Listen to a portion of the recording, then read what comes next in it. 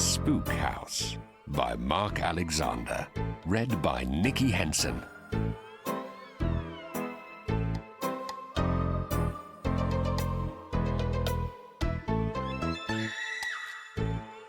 "I'm going to the Spook House after school," Christopher Etheridge told the class just before Miss Mason arrived for the next lesson. "Who's got a bottle to come with me?" There was a buzz of talk. All that morning the school had been whispering about the old house, believed to be haunted, which stood in a large overgrown garden in Richardson Avenue. "Here comes Minnie," cried the lookout at the door. When Miss Mason entered, she was delighted to find that everyone had their eyes intent on their geography textbooks. During earlier lessons she had sensed an air of excitement among the pupils, which happens in schools from time to time, an excitement which puzzles the teaching staff and remains a mystery to adults. While the lesson droned on through the heat of the summer afternoon, Christopher congratulated himself on being the cause of today's excitement. It was he who had brought the story of the Spook House to school, and it had spread so fast that at morning break someone actually asked him in the locker room if he'd heard about the ghostly goings-on in that old Hillsdale place. When the lesson was over, and everyone was banging their seats as they got ready to go home, several members of the class crowded round him. "Chris, are you really going into that house?" asked Dawn Sheehan breathlessly. "I wouldn't dare." "What's supposed to haunt it?" asked her friend Mavis Tucker. "A murder victim," said Christopher in a low voice. "A lady was murdered there, and her ghost comes out at night all white and gleaming and thirsting for revenge. And they say that in the kitchen where she was stabbed with a carving knife there's a pool of blood that won't dry." Some of the children shivered delightedly at the thought. It was as good as a horror film on the telly. "And what else?" asked Mavis. "You want more? Isn't that enough?" Christopher asked. "Well, they do say that the murderer hid her body down in the cellar in a sort of grave, and people only found out what happened when a bony hand came up out of the ground." "What a load of old rubbish," came a cheerful voice. Christopher turned to see a tall boy with glasses. His name was Jeff Dixon, and he'd never been one of Christopher's friends. "Where'd you get all this spook stuff from?" "If you must know," said Christopher with dignity, "I heard it from my brother, who was a reporter on the Herald." "Then why isn't it written up in the Herald?" demanded Jeff. "I'll tell you why. Because there aren't such things as ghosts any more than there's Santa Claus. My brother told me that the editor said the story was too frightening to print. It would be unfair to people living close by. They'd be so scared they want to leave their homes." "'Struth," said someone in an awed voice. "Nah, it's rubbish." Okay, if you're so sure, you wouldn't be scared to go into the house. You'd come with us this afternoon, right?" "Right. Who else is coming?" "We'll watch you go in," said Dawn. Christopher led the way to the school gate, a small group of children following. On the way to Richardson Avenue, Jeff talked to the others about the Spurs v Chelsea midweek match the night before. Christopher remained silent and prayed that the house would at least look scary so they would not laugh at him. Richardson Avenue was a long, quiet road which gently sloped up a small hill. There was not a single soul in sight, and Christopher was quick to point out that the silence was uncanny. Jeff snorted. At last the children halted where a cluster of estate agents for sale signs swayed above an overgrown hedge, and a corroded nameplate on the front gate told them that they had reached Hillsdale. "See," cried Christopher triumphantly, "those signs have been there for months. There's moss on some of them, and that proves that no one wants to buy a haunted house." "In we go," Jeff shouted. "You'll see it's just an ordinary empty house." "Do you think we ought to?" Dawn asked. "Wouldn't it be breaking and entering or something?" "Nobody will see us with all these trees and bushes growing in the garden," said Christopher. The gate let out an awe-inspiring screech as he opened it, which made Mavis give a little scream. "Hush," he said. "We don't want to disturb anything." To his relief, there was something eerie about the silent house and its wilderness of a garden. Brambles clutched at the children's legs as they followed a path leading to the back, and rose bushes which should have been pruned ages ago scratched their arms. Their voices dropped to whispers as though they were afraid to break the hot silence which hung over the house. Everyone jumped when Jeff said in his normal voice, "Show us how to get in, Chris." "Just a minute," he answered, trying the back door, which he found to be locked. "Looks like we can't get in," said a boy thankfully. Even on the outside the house was very gloomy. Its windows were dirty, and the drawn curtains gave them a blind look. Mavis looked over the knee-high grass that was once a lawn. "Must be a long time since anyone lived here," she murmured. "When did the murder take place?" At the word murder, the children felt their skin creep. "Here," called Christopher. "This little window isn't shut properly. Bring that old bin over and I'll climb through." "Aren't you afraid that a skeleton hand will grab you as you climb in?" teased Jeff. but even he kept his voice down. Christopher turned the bin upside down and climbed onto it, opened the window, and wriggled through. Gosh, he's brave, said Dawn. A moment later, the back door opened. Christopher appeared, grinning. I only needed to slide back the bolt. Who's coming in? Slowly the children walked through the doorway to find themselves in a large kitchen. Is this where the lady was killed? Someone asked. So my brother told me, Christopher replied. Look, Mavis whispered. There's the pool of blood. They stared in horror at the dark patch on the lino at the far end of the room. I'm getting out of here, someone said. But Jeff stepped forward and, to everyone's amazement, bent down and actually touched the crimson stain. That's not blood, he said scornfully. Someone spilt a tin of paint there a long time ago. Come on, I'm going to explore. He strode into a dim hall. Stained glass set above the front door threw rays of sombre light onto the bare floor, a pattern of purple and red and a nasty shade of green. As the children followed him, floorboards creaked. For a minute no one spoke, and then Jeff opened a door, behind which steps led down to the cellar. That's where the body was buried, explained Christopher in a hushed voice. Hello, hello, any spooks down there? Jeff shouted so loud that everyone nearly jumped out of their skins. Several children began to giggle. See, said Jeff, nothing to be scared of. It's easy to show off while it's daylight, but not after nightfall, Christopher retorted. When the sun has set, the phantom returns for her revenge. Jeff made a rude noise. You wouldn't dare come here at night, said Christopher. Bet I would, declared Jeff. How much? £5. Everyone gasped. You haven't got £5. Yes, I have. Saved it up from my paper round. Have you got a fiver? Course. Left over from my birthday. OK, it's a bet. Shake. The others watched with excitement while the two boys shook hands. How will I know you really came in? Asked Christopher. I mean, we'll watch from the garden, but you might just hide inside the door. Jeff snatched a coloured handkerchief from Dawn's blazer pocket and threw it into the cellar. If I come back tonight and go down into the cellar and bring back that handkerchief which Dawn will recognise as hers, I'll win the bet. OK? Fair enough, agreed Christopher. Let's meet at 9 o'clock. With relief, the children filed back into the kitchen. Christopher was the last to leave. When he was alone, he turned back the front door lock and flipped on the catch. Careful not to be seen, the children sneaked out of the garden. They need not have worried, though. The avenue was still deserted. Be seeing you then, 9 o'clock, said Jeff. He went off with some of the other children, while Christopher stayed outside the gate with his particular mates. Listen, he said, old Jeff's too full of himself. I've got an idea. 9 o'clock had just tolled from the nearby church tower when Jeff entered the garden of Hillsdale, and thanks to it being a clear night, found his way round to the back of the house. The wind was cold and he wore his anorak. In his hand, he held a small electric torch. Anyone there? He called in a low voice. Several figures appeared from the shadow of a weeping willow. Hello, hissed Christopher. I'm glad it's you and not me that's going in there. If you want to, we'll call it off. No one would blame you. Trying to put the frighteners on me, laughed Jeff. Check your watches, gentlemen. I shall be back in 10 minutes with Dawn's handkerchief. Won't you change your mind? Asked Christopher in a worried tone. It'll be on my conscience for the rest of my life if the ghost strangles you with her bony fingers. It's no good, Chris, said Jeff with another laugh. You just have your fiver ready. A moment later, he entered the house through the kitchen door.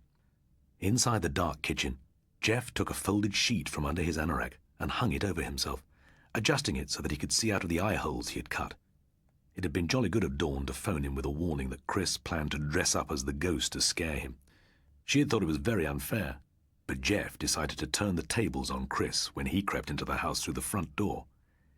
He switched on his torch and found his way to the cellar entrance.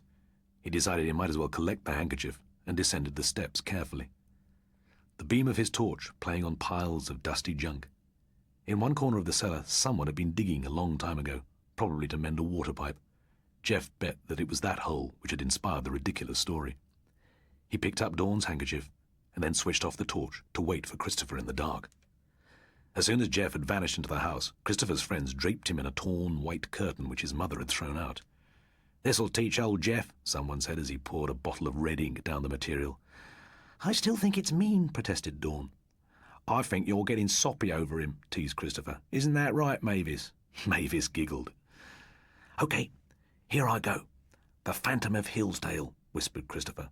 His white form faded away as he hurried round to the front door, where he silently let himself in. "There really There's a ghost in there! In the shadowy back garden, the children's eyes widened with alarm as Christopher came blundering round the side of the house. I saw it, he gasped. When I made up the story, I never thought that... For goodness sake, calm down and tell us what happened, Dawn said. Well, I got in all right, he stammered. I haven't got a torch, so I had a box of matches. I lit one and had gone quite a way before it burnt my fingers. I was just lighting the next one when... His voice trembled. When I saw a sort of whitish shape. It was floating towards me. It reached out with its arms. And what happened then? Asked Mavis. I threw off my curtain and bolted. Luckily, the front door was open. I can still see it. It was ghastly. The others looked anxiously at the house, half expecting to see a spectre glide towards them. Suddenly, Christopher gave an exclamation of horror. Jeff's still in there, he cried. We must get him out. I'm not going in, said the boy. Let's shout from here. He'll not hear us if he's in the cellar, said Christopher. He swallowed hard. It's down to me to warn him, he muttered and took a step towards the house. Dawn burst into a peal of laughter. Serve you right, Chris. What you saw was Jeff. I thought your plan was so mean I rang him up and warned him. He said he'd double-trick you by pretending to be a spook. He had a sheet under his anorak. Christopher gave a sigh of relief and slumped onto a lichened garden seat. Oh, thank goodness, he breathed. I won't even mind handing over a $5. I'll tell you, I've never been so scared. He glanced at his watch. He'll be out in 5 minutes. Then what say we go downtown and have a McDonald's? That's the best idea you've had today. The children settled down to wait. Jeff was getting bored in the cellar. He switched on the torch briefly and his watch told him that he'd been lurking there for 5 minutes. Seemed more like half an hour. When would that silly Chris come? Ah, there was something. He looked up and saw a vague, glimmering figure slowly descend the steps. Uttering a banshee wail, Jeff jumped into the centre of the floor where Christopher would be able to see him in the faint light from the doorway. To Jeff's disappointment, Christopher did not turn tail. "All right, Chris," he said. "I reckon we're quits." But with arms outstretched, the pale figure floated towards him.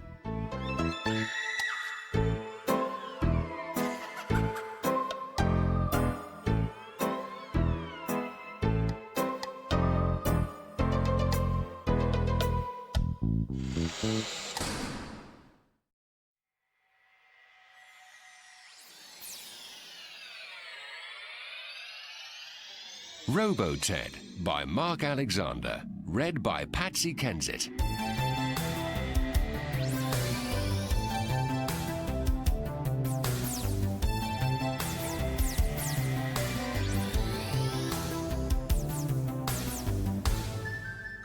Good morning, Dome Dwellers. This is Weather Control. Today, screens above Sectors 6, 7, and 8 will be retracted, so that those lucky sector persons will be able to enjoy some out-of-space sunshine. As a result of a majority vote in Sectors 1 and 2, snow will fall there, while Sector 4 has settled for a fine drizzle. The soft voice of Weather Control from the Tri-Dye screen brought Mandy, 786X, out of a deep sleep in which she had been dreaming about her birthday, which happened to be today. Birthdays are highly important to little girls, and she had asked Mummy and Daddy to take her to the mechanical zoo for a treat. It was said that the robots there were exactly like real animals which were on the earth before people began living in sealed cities. Mandy sat up, and her yawn changed to a cry of joy. Standing in the doorway of her bedroom was a teddy bear as large as herself. "A real Robo-Ted! Oh, how lucky I am!" she exclaimed. "Are you the talking model?" she added anxiously. "Of course. I'm a Mark II," replied the Robo-Ted, walking into the room respectfully. "Many happy returns of the day, Mandy. May I say how pleased I am to have been chosen as your playmate? You must think up a name for me." "I've had a name ready for ages and ages," said Mandy. "You are Bimbo. Bimbo 786X. The Robo-Ted's eyes sparkled as he said, "That's a good name, Mandy. I shall like being called Bimbo.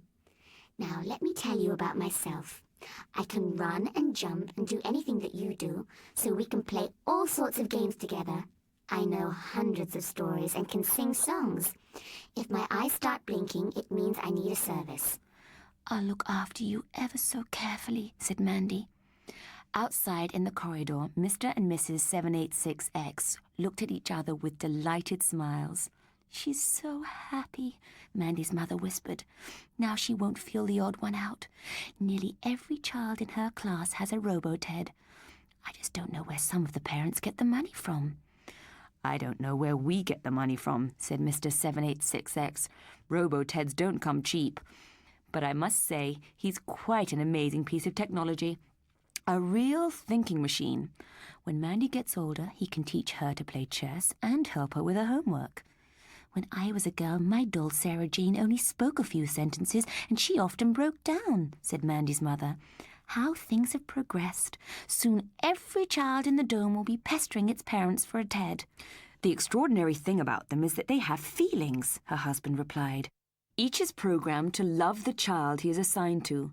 They like to be treated kindly and to be praised, like human beings, and they can be miserable and sulk if their child friend tells them off. Apparently, the manufacturers decided that if they were to be ideal child companions, they had to have personalities. So, emotional circuits were installed. Do you know that no two Teds have the same character?" "Mummy, Daddy," Mandy called, "come and meet Bimbo. Oh, he's a lovely present." Glad you think so, said the robo-Ted, seating himself on the foot of Mandy's bed. Did you say we were going to the mechanical zoo today? "That's Mandy's birthday treat," Mrs. 786 told him. And then she had the strangest feeling. She had spoken to the big toy bear just as though it were human and not a collection of microchips and circuits. Mandy's father has taken the day off from the news control office, where he had to work for 2 whole hours every day so he could take his wife and daughter out for the treat in his electric carriage. When they returned from the zoo, Mandy had her birthday tea, to which a dozen of her friends were invited. Half of them came with their robo-Teds, who were very good at organising games and passing round the plates. By the time weather control announced that twilight was about to fall, Mandy's eyelids were drooping. Mummy put her to bed and was tucking her up when a voice behind her made her jump. If you and Mr. 786X would like to go out for the evening, I will make sure that Mandy is quite safe, said the robo-Ted. Should anything go wrong, I can activate my built-in transmitter and safety control would be alerted within seconds. "Are you sure you wouldn't mind?" asked Mandy's mother, and then realised it was only a machine she was talking to, cuddly looking, but still a machine.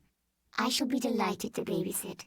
Your daughter is a charming child, replied the robo-Ted. I learned at the tea party that some of my colleagues have not been so lucky. One, called Teddy Edward, told me that his child friend blew his circuits the other day when she poked a knitting needle into his tummy. "All right," said Mrs. 786X.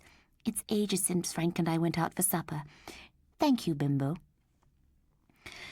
In the restaurant, which hung in a spiderweb of silver cables beneath the apex of the dome, Mandy's parents were shown to their table. The weather control screens were still retracted, so they were able to watch the sun drop behind the western hills in a glory of gold and pink. "If the screens are not closed immediately, you may even be able to see some stars," the waiter told them. "I only do this job because just occasionally it is possible to see the Milky Way from up here."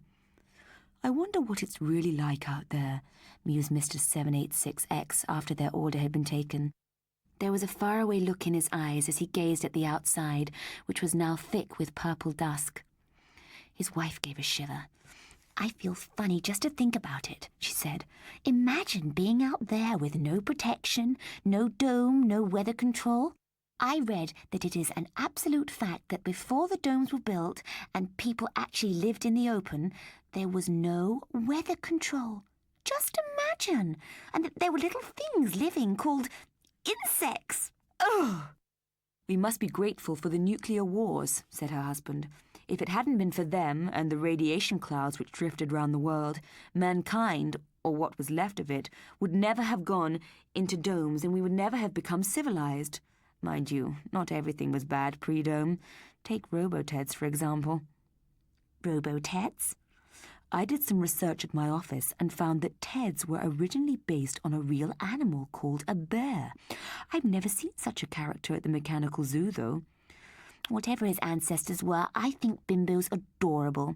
Mandy is crazy about him already. I bet it won't be long before there are as many Roboteds walking around as children. They sipped their synthy wine, an expensive one from a vat in which only the highest quality chemicals were used, and watched the fall of night over the alien world outside.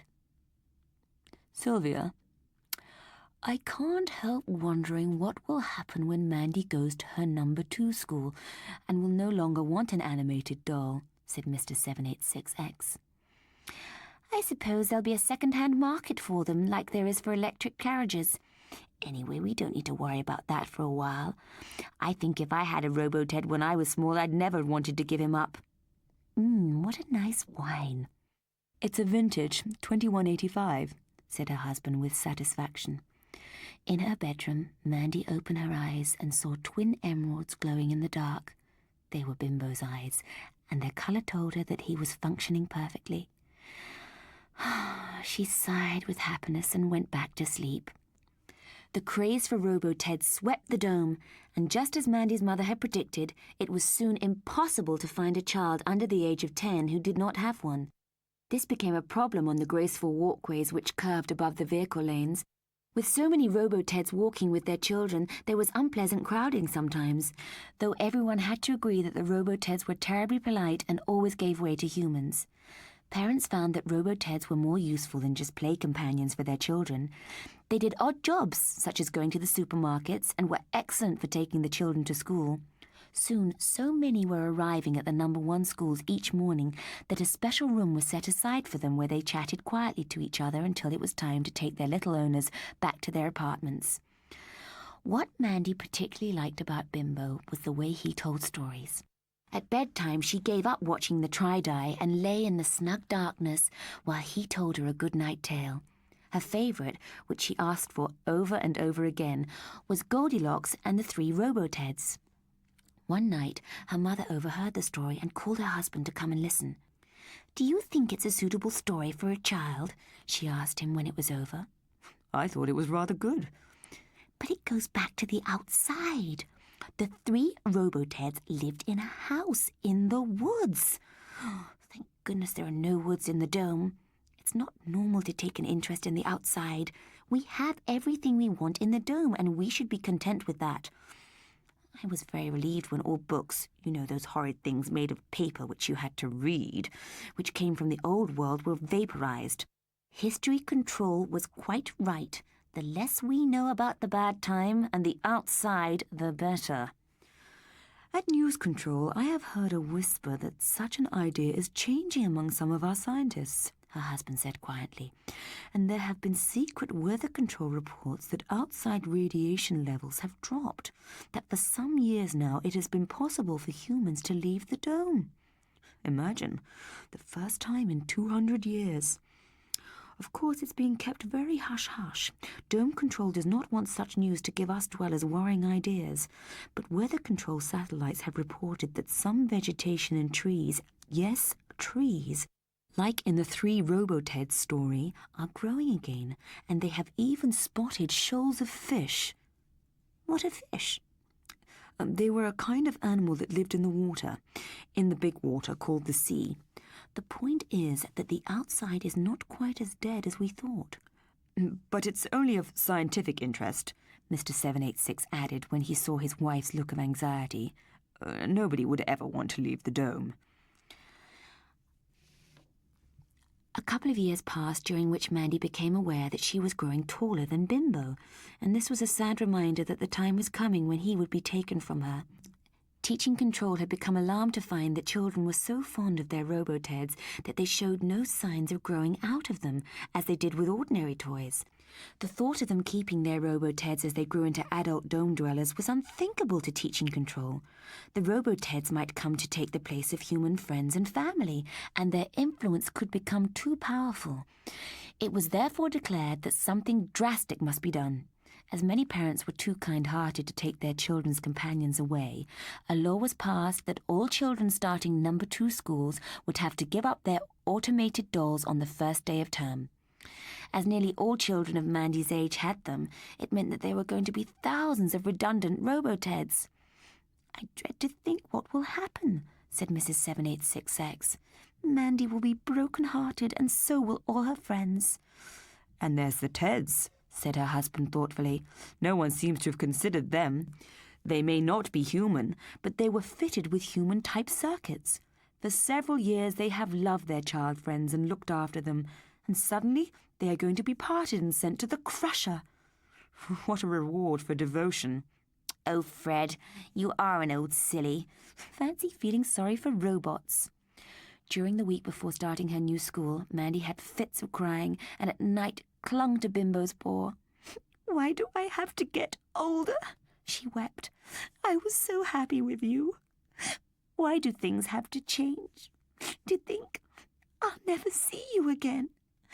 You're going to be collected on Monday and nobody will tell me where you are going." Bimbo said nothing, but his eyes glittered in the darkness of the bedroom. "I begged Mummy and Daddy to let me keep you," Mandy went on. "Mummy said I was too big for dolls, and Daddy said you could do nothing against the law and that the policeman would come and take you away." That's right, Mandy, said Bimbo. There are so many of us robo-Teds that Ted control has been set up. It seems that adult humans are afraid their children have grown too fond of us. "Why do people always have to spoil things?" sobbed Mandy. "Do you have any idea what's going to happen to you?" Yes, said Bimbo.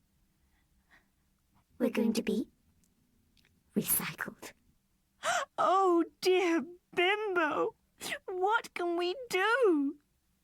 Listen to me very carefully, Mandy, Bimbo said in his softest voice. There's something we can do. Tonight, every robo-Ted in the dome is going to have this talk with his child friend. For the next half hour, Mandy listened, wide-eyed. "Oh, yes," she cried when Bimbo finished. I will! Good morning, dome dwellers, and especially you children who are starting your number 2 school today, came a kindly voice from the Tri-Di. It is a wonderful day for you because you are going to forget childish things and become much more grown up. Think how silly it would be to take dolls to your number 2 schools. "Hurry up, Mandy," called her mother. "Daddy is going to take you in the electric carriage." "What about Bimbo?" demanded the girl. "You must say goodbye to him, dear," said Mrs. 786X. "This morning a gentleman will come and take him to his nice new home." "You're not telling the truth, Mummy," said Mandy. "He will be taken to the crusher and then he'll be dead." "Mandy, darling, he was never alive." "That's all you know," shouted Mandy and ran from the room. A minute later the door slammed and Mrs. 786 called urgently to her husband. "Mandy's gone off by herself and taken the robot with her. We must get her back or she'll be late for her first day."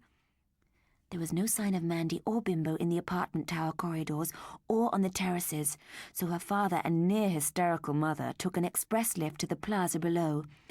In this large open space, the morning sun lamp shone on hundreds and hundreds of children, and each child was accompanied by his or her robo-Ted.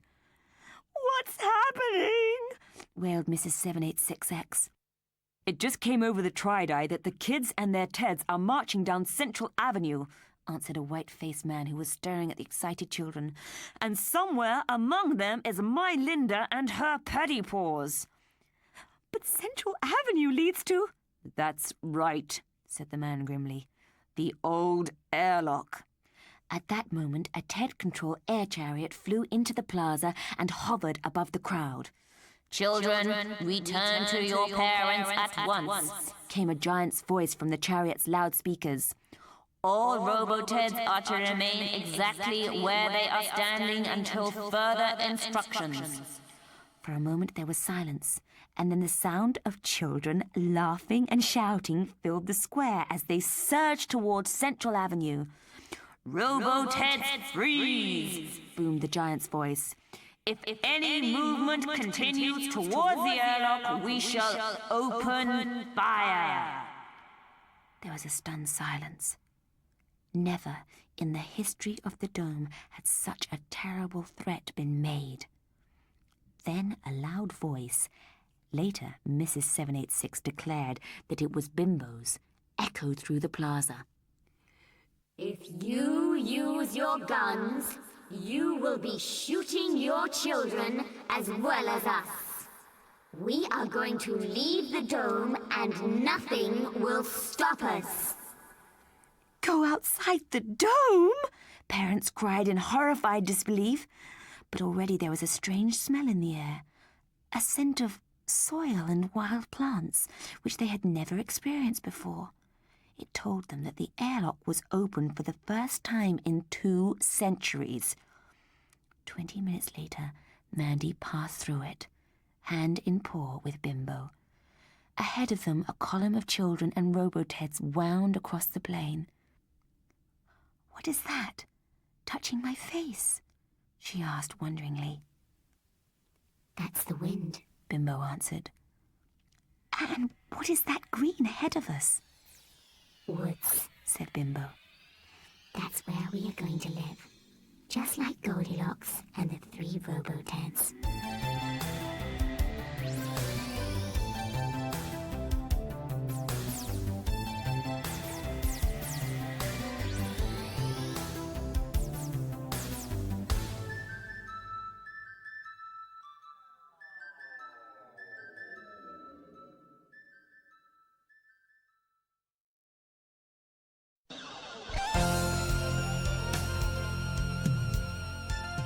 Shadow Group by Mark Alexander. Read by Phil Daniels.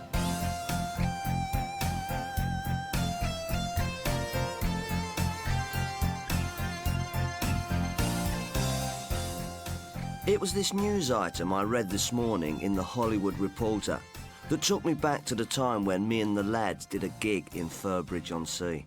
Hardly anyone had heard of the executioners then, which tells you how long ago it was. I mean, I'm not one to blow my own trumpet. I'm a lead guitarist. Get the joke? But sales prove that the 3 big groups in the history of pop are the Beatles, the Stones, and the Executioners. Look at the number of platinum discs we've got to prove it. And if it wasn't true, I wouldn't be sitting by the pool of $1 million mansion in Hollywood with a restored Vega in the drive, and the group wouldn't have its own Learjet.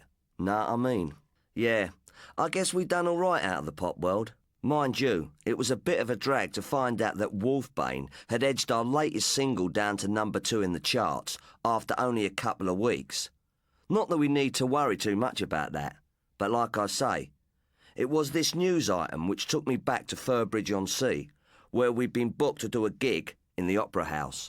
Then it was a grim old place, all peeling gilt and disinfectant smell. We got the gear out the old full transit and set it up on stage, and we were sitting in a crummy dressing room waiting for the kids to come. Praying for the kids to come. Like I said, we weren't well known then because although we'd had a single out, we hadn't been able to afford to make a video. Understand? Anyway, there we are shivering in this crummy dressing room when there's a sort of timid knock on the door and this geezer shuffles in. "Sorry, Wally. We don't do autographs until after the show," says Jack Ladd, our lead singer. He was the witty one, and we fell about at the look on this geezer's face as he tried to explain that he didn't want our autographs. Age-wise, he was pushing it. Into the late 20s, I'd say. And thin and haggard. I reckon he was one of those stage door creeps after a handout. You know, let me give you a hand with the gear, and hope to be bung a few quid. In those days, any bunging was for ourselves, because we were always skint.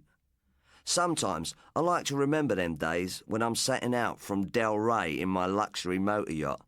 Makes me enjoy it more. Getting back to this geezer, old Jack asks him what does he want, and he says something very strange. He says, "I've come to give you a warning." "You mean the Red Brigade is going to kidnap us?" says Jack, laughing. "What luck. That would rate us a big story in the NME. "I'm serious," says this geezer, looking all offended like. "The stage in this theatre is haunted." There's a bit of silence, because that was the last thing we expected to hear. Then our synth player, Flash Rocker, Albert rocks before he joined us, says, "I've heard about you. You're the nut they call the Phantom of the Opera, because you hang around here all the time." "It's not me that's the phantom," this geezer says in a quiet voice. "I'm Tony Smith." We look blank. "You've never heard of Tony and Steve?" he asks, sort of hopeful. Well, we all said no. He looked a bit sad. "We only had a couple of singles out before we come here," he said. "We were a rock and roll duo. My mate Steve played the drums and I was on guitar, and we both vocalised numbers I wrote." "Oh yeah," says Jack Ladd, thinking this old-timer is about to start handing out demo tapes.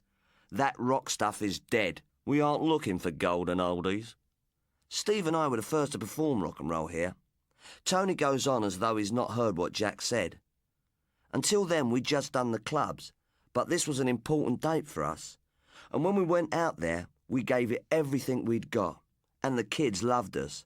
They started dancing in the aisles, and it was great. I mean, really great.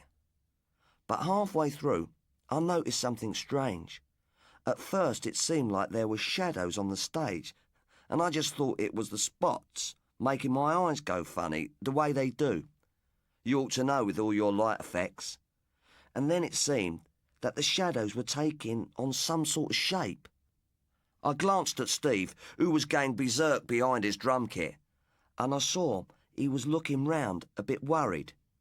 Anyway, we kept rocking on, and the shadows got more and more shape to them.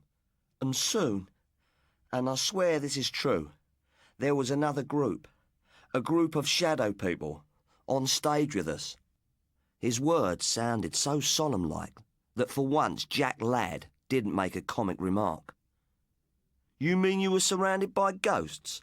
A ghost group?" I said. He nodded. "They didn't seem to take any notice of us. They were in the middle of a performance, and they were really giving out, but we couldn't hear anything. I tell you, it was pretty hard to keep playing with that going on around us." So what happened? After a few minutes, they faded away. Even though I was under the lights and jumping around, I felt as cold as ice, and I was shivering when we came off. I could see that Steve was in a bad way too. "You see them?" I asked as we came back into the dressing room. "This very room it was." "Yeah," said Steve. "I'll never play this place again." "What were they?" I didn't have time to answer because the recording manager from Galaxy Records whistled in with a contract. Tony had our attention now. This was the sort of stuff we liked to hear. He'd been talent spotting and liked our sound, and we were so hipped we forgot all about the shadows on the stage. "I don't remember you on Galaxy," said Jack Ladd. "I collected a lot of Galaxies when I was a kid." "We never made a recording," said Tony. "We lived here in Furbridge, and that night, when Steve was going home on his motorbike, he went into a skid. They found him dead on the side of the road in the morning." "And you reckon the ghosts were sort of a warning?" I asked. "Perhaps," Tony replied.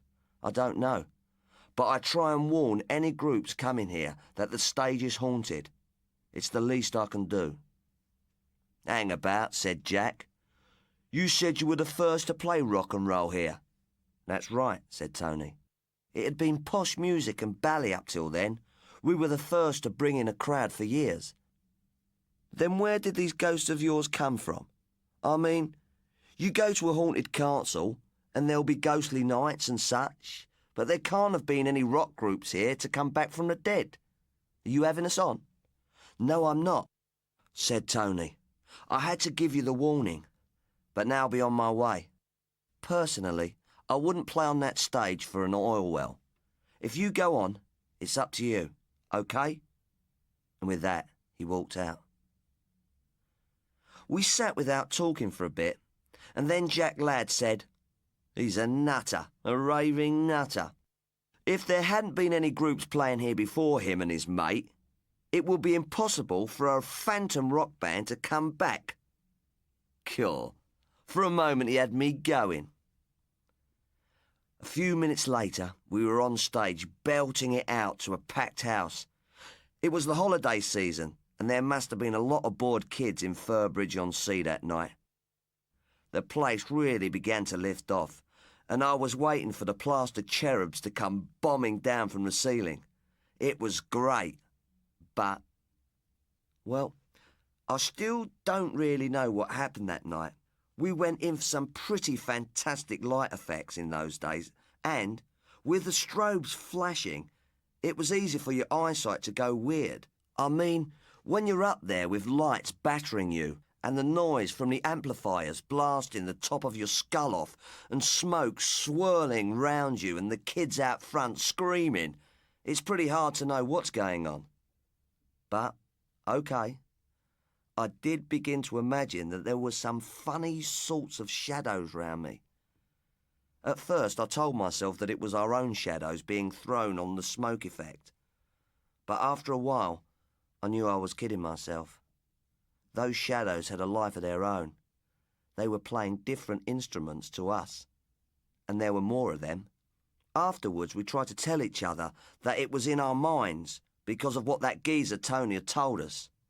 Anyway, next day we had more to worry about than shadows. Early in the morning, Jack Ladd went for a before-breakfast swim, ignoring the fact that the red flags were up. Some hours later, his body was washed up on the shingle, and the coppers said he must have been caught in the undertow. We were shattered. But shattered. I mean, there was some great publicity in the music mags and the Sun and the Star. But that wasn't much good, with our lead vocalist gone to the great pop festival in the sky. We had bookings along the coast, and it looked like we would have to cancel. "What about that geezer Tony?" I said. "He used to be in the business."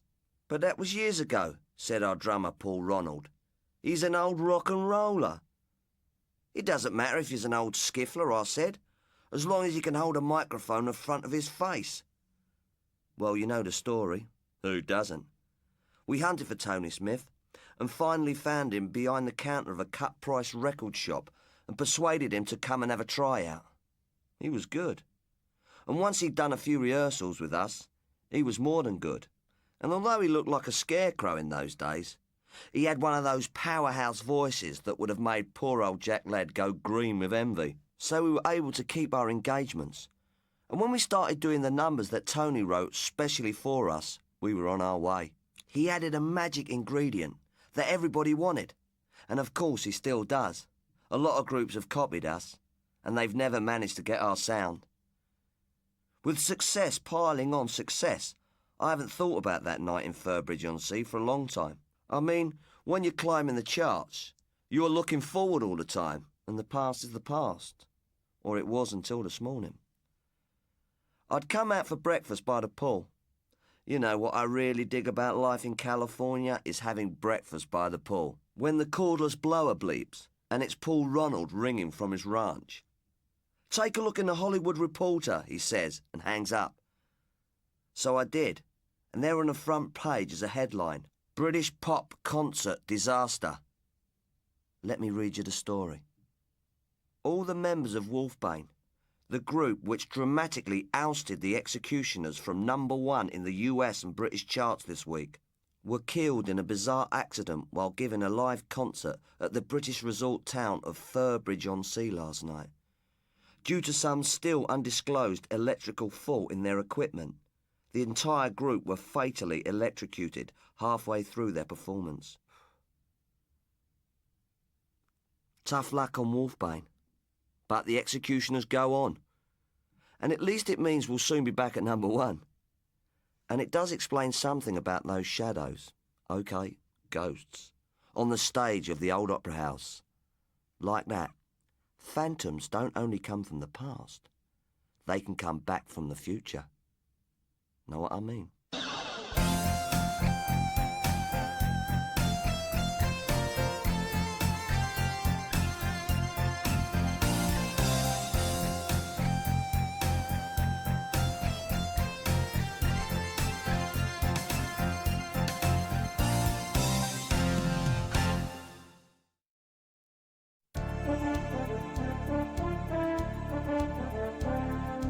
Friendly Folk by Mark Alexander. Read by Bernard Cribbins.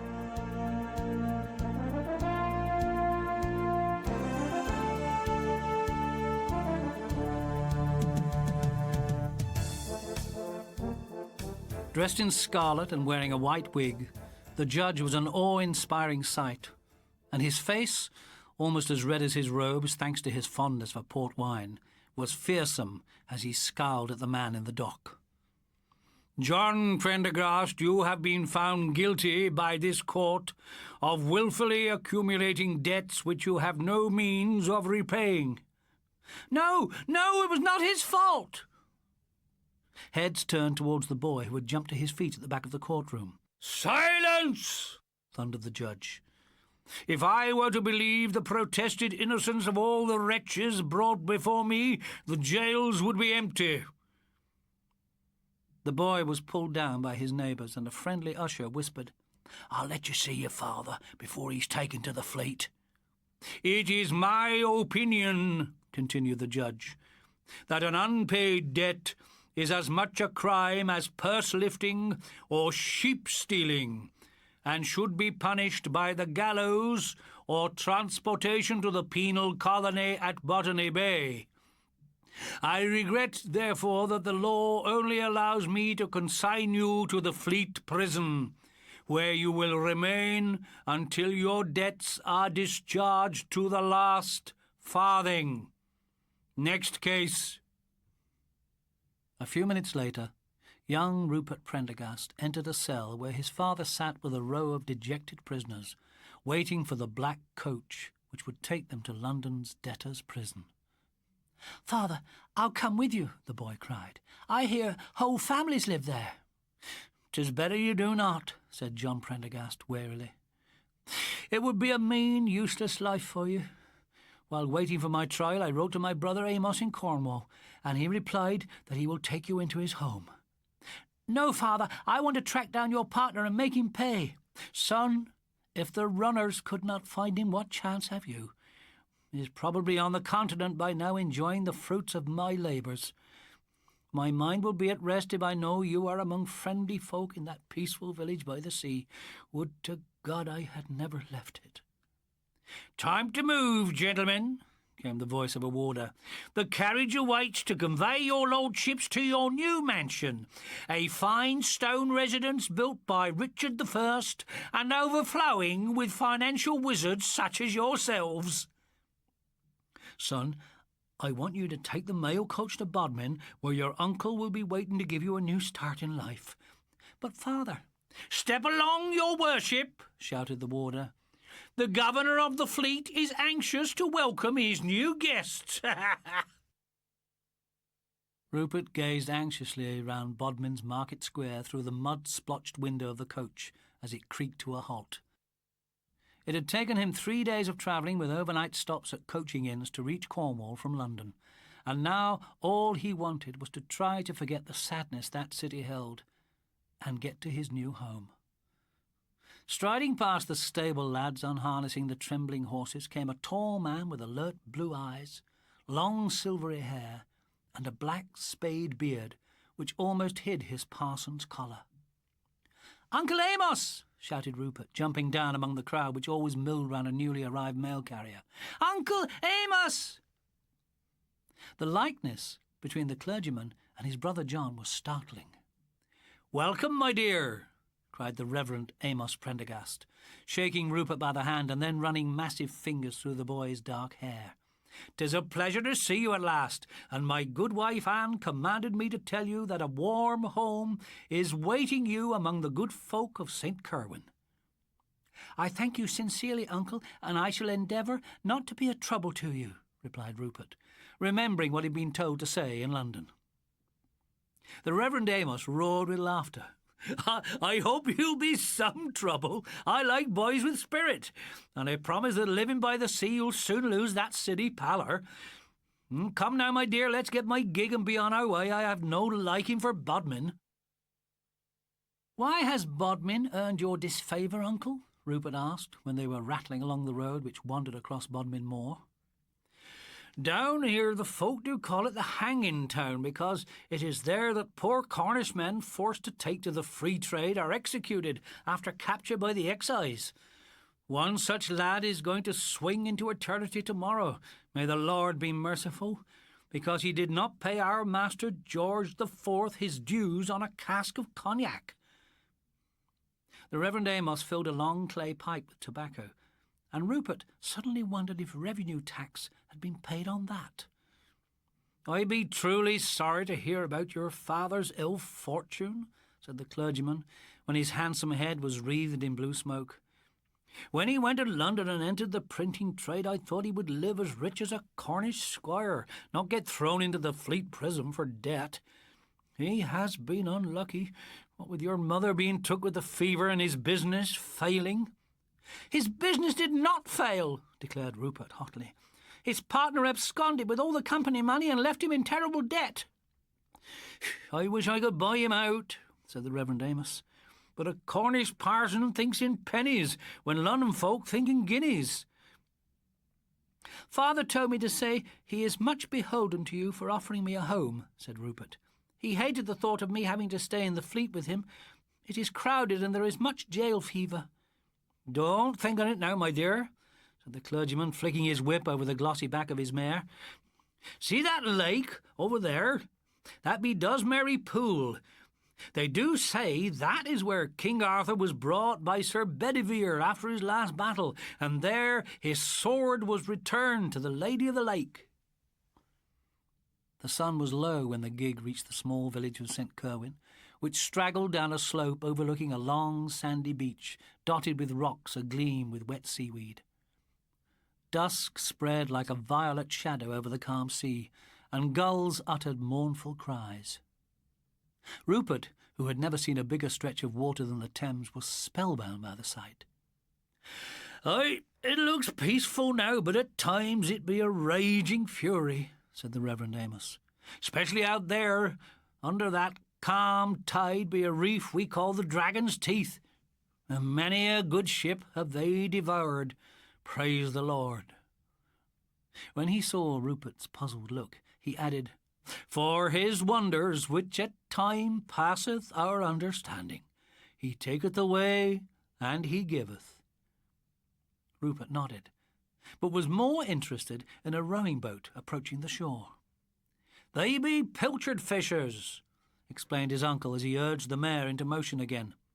"St. Kerwin is not blessed with a harbour, so when the lookout man sights a pilchard shoal, like a rust stain on the face of the waters, boats are run out over the sand and the fishers race to be the first to cast their nets." The gig rowed down a narrow street between small whitewashed cottages to the vicarage, the only large house in the village, which stood close to a granite church. Plump Anne Prendergast kissed Rupert welcome and said, "The Lord never granted us the joy of children, so it be a happiness to have a child in the house at last." "He's not such a child," laughed the clergyman. "Soon be a young man. Come to the table now. Your aunt and her maid have been in the kitchen all day preparing your supper." Rupert was too excited to feel hungry, but when he saw the meal waiting for him, he ate heartily out of good manners. It must have been the food and the glass of claret which his uncle gave him that made his eyelids droop. Soon his aunt took him to his bedroom, where he sank into a feather mattress. As he drifted into sleep, he thought how lucky he was compared to his poor father, who would be lying on a wretched prison pallet. Rupert told himself that some day he would find the dishonest partner and take his revenge for the misery he had inflicted. As the days passed, the memory of the dreadful things which had happened in London began to fade. Each morning the Reverend Amos set Rupert lessons to do, but neither of them took this schoolwork too seriously, and the rest of the time he spent getting to know the village and exploring the coast. One day, when he was in the burial ground beside the church with his uncle, he pointed to a number of graves which were not marked with massive tombstones, but simple wooden crosses without name or date. "What are they?" he asked. "Those, my dear, are the graves of poor drowned mariners," replied the clergyman. "This be a cruel coast, and many a gallant ship has foundered hereabouts after coasting round the Lizard. And when the sailors be washed up, I give them a Christian burial. It's the least I can do, considering." Soon Rupert felt he knew all the villagers, the housewives who were full of questions about London and had he seen the king, and their sons and husbands who laughed at his clumsy efforts with an oar when they took him out in their boats. What did surprise the boy was that, although they referred to themselves as poor Cornish folk, they lived surprisingly well. When he was invited into a cottage, tea was always offered, tea which in London cost a guinea an ounce, and it was not unusual for it to be poured from a silver teapot. When Rupert mentioned this to his uncle, he said, "All we are and all we have comes from the sea." The boy decided there must be a good profit in salted pilchards. On the Sabbath day, Rupert attended church, sitting with his aunt beneath the pulpit while his uncle conducted the service with a ringing voice. The villagers sang hymns so lustily that they rattled the glass in the huge lantern which hung above them. The boy had never seen such an enormous lamp in his life. "In winter it'd be very dim in here," explained his aunt when she saw him looking up at it. "Your uncle had it made special like in Bodmin." The Reverend Amos always ended the service with what Rupert thought of as his Cornish prayer. "O Lord, we pray for those who go down to the sea. But if there be a shipwreck, we beseech thee in thy mercy to let it happen on our shore." Rupert thought how good-hearted it was of his uncle to offer up this prayer so he could give decent burial to those who were drowned. Lucy Talgarth, whose mother was a fisherman's widow, was the only child in St. Kerwin of Rupert's age, and they soon became friendly enough to tease each other. When she could get away from her household chores, she took him on rambles along the shore and over the desolate moorland behind it. One day she led him up to the lookout tower built on the cliff which loomed above the village. "What's it used for?" Rupert asked as he collapsed panting in its shade. "To watch for fish and such," she answered. "Old Tom Penhale has sharp eyes, and the fishermen pay him to sit up here and watch for pilchard shoals. When he sees one, he blows a bugle and signals the boats which way to go." From this vantage point there was, to Rupert, a thrilling view of the sea. With hardly a cloud in the sky, the hot light glittered on waves which rolled in peaceful ranks towards the shore. Further out, there were a number of white sails belonging to big overseas merchantmen and smaller schooners of the coastal trade. "It's like a painting I saw in London by Mr. Turner," said Rupert. "You ain't seen a storm here yet," Lucy said. "It ain't pretty then. See that line of foam out there? That marks the Dragon's Teeth. My father's boat got driven over them when a squall blew up. Tore out the bottom, it did. I hate the sea and all on it," she cried suddenly, and walked away. Not knowing what to say, Rupert followed her, aware that he was not the only one with troubles. His father was still alive, even if he was in prison. When he had been in his new home for a fortnight, Rupert understood what Lucy meant. After morning church, he stood looking out to sea, surprised at its strange lead colour. Dark cloud banked up on the horizon. "We be in for a right blow," remarked Jem Ruddle, a kindly fisherman who had taken Rupert out in his boat. "'Tis glad I am that we don't go after fish on the Sabbath. Look at 'em go!" He nodded his head at the ships which, with all their sails clapped on, were racing towards Plymouth before the storm broke. By lunchtime the wind was whistling in the chimney and rattling the window panes, and Rupert was thankful to be in front of his uncle's fire with Minnie the tabby cat purring on his knee. During the afternoon the force of the gale increased. When Rupert fell asleep that evening, the sound of creaking roof timbers in his ears made him dream that he was on a ship out at sea. At first he was not sure what it was that roused him just before midnight. The wind still buffeted the vicarage, but it seemed to the boy that there were voices in it. He went to the small window and gazed out on a wild scene. The sky was filled with racing cloud tatters which sped as though they were living things fleeing from some terror. Behind this chaos, sometimes hidden and sometimes in full view, rode an enormous silver moon. At the moment, its light was bright enough for Rupert to see the village quite clearly. In the narrow street, people were jostling each other in their eagerness to get down to the beach. And then he knew what it was that had wakened him. Above the mad cry of the wind echoed the clangour of the church bell. Something was happening, and Rupert wanted to know what it was. "Uncle! Aunt!" he called, but no answer came. He threw on his clothes and went downstairs, but there the only sign of life was Minnie, stretched out in front of the warm ashes in the fireplace. Buttoning up his coat against the cold, Rupert ran out into the street. "What's the matter, Mrs. Willocks?" he shouted to a woman hurrying with her shawl wrapped tightly round her. "Cannot you hear the bell?" she answered. "There's a ship heading for the Dragon's Teeth." She said something else, but an angry gust snatched her words away.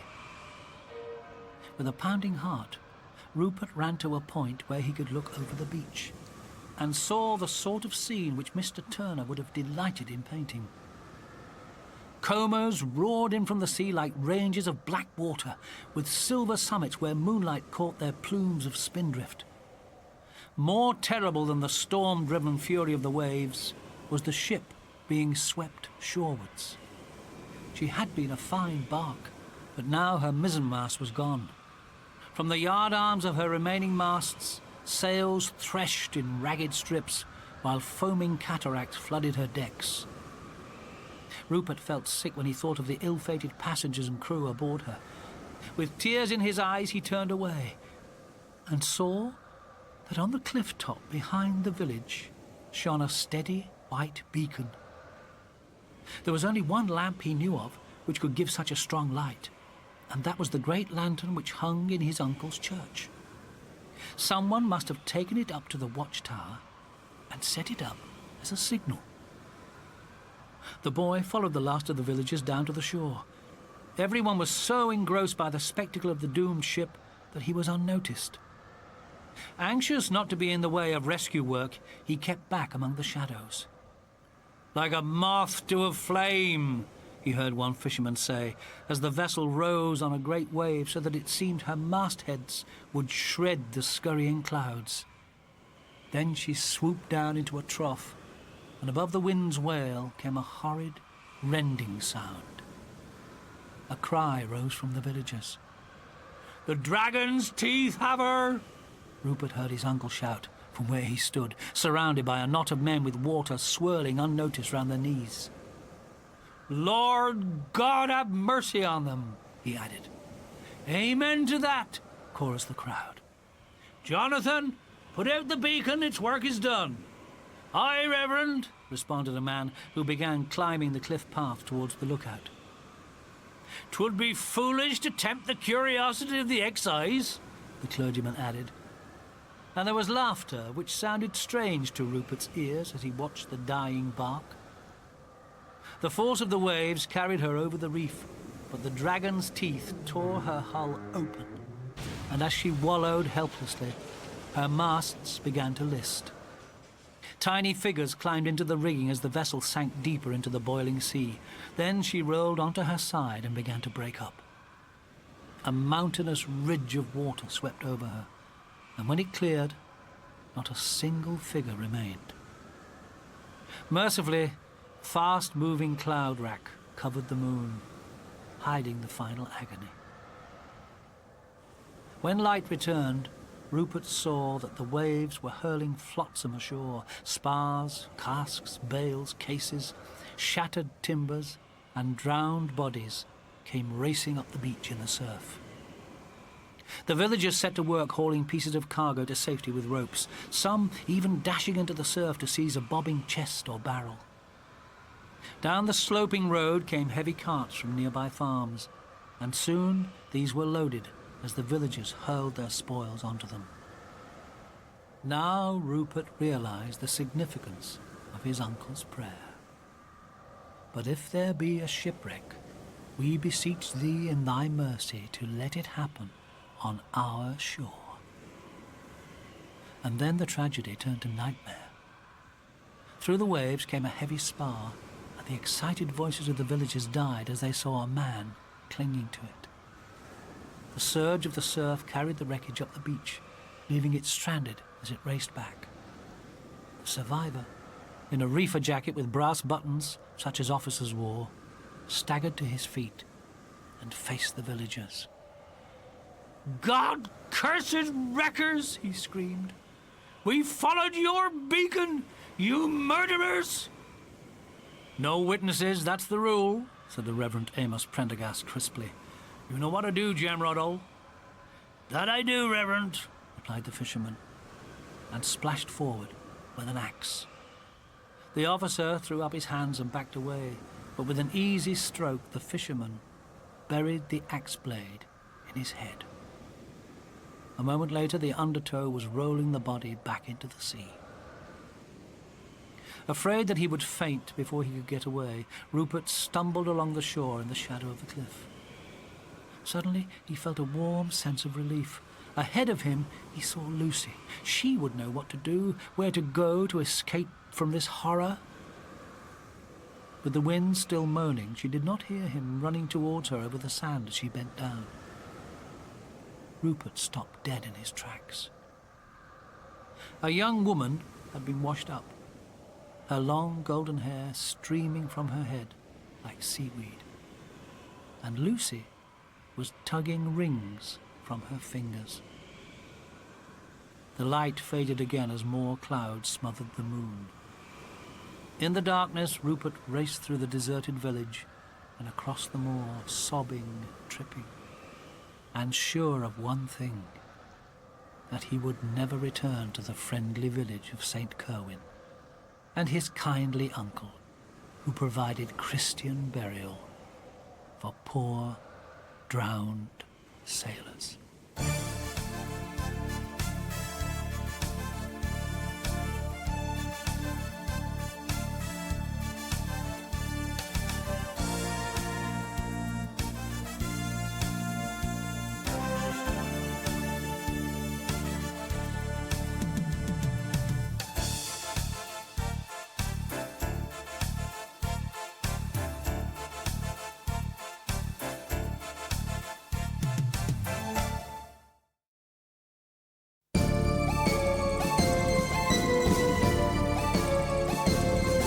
The Man on the Tip by Robert Eastland. Read by Hayley Mills.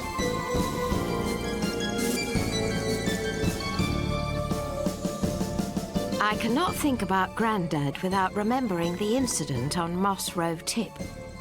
Not that it was a real tip as such, more a bleak stretch of derelict land, littered with ash and the rusty iron bones of old industries. There were a lot of places like that around Manchester back in 1965. But Moss Row was the most impressive. Running for about 2 miles in all directions and covered with ridges and craters and the gutted ruins of buildings. Perhaps that's why the film crew chose it. Our house fronted onto the tip, so we were among the first to hear them. It was a Saturday, mid-morning, and I was in the front room watching our small black and white when I heard the wagons outside.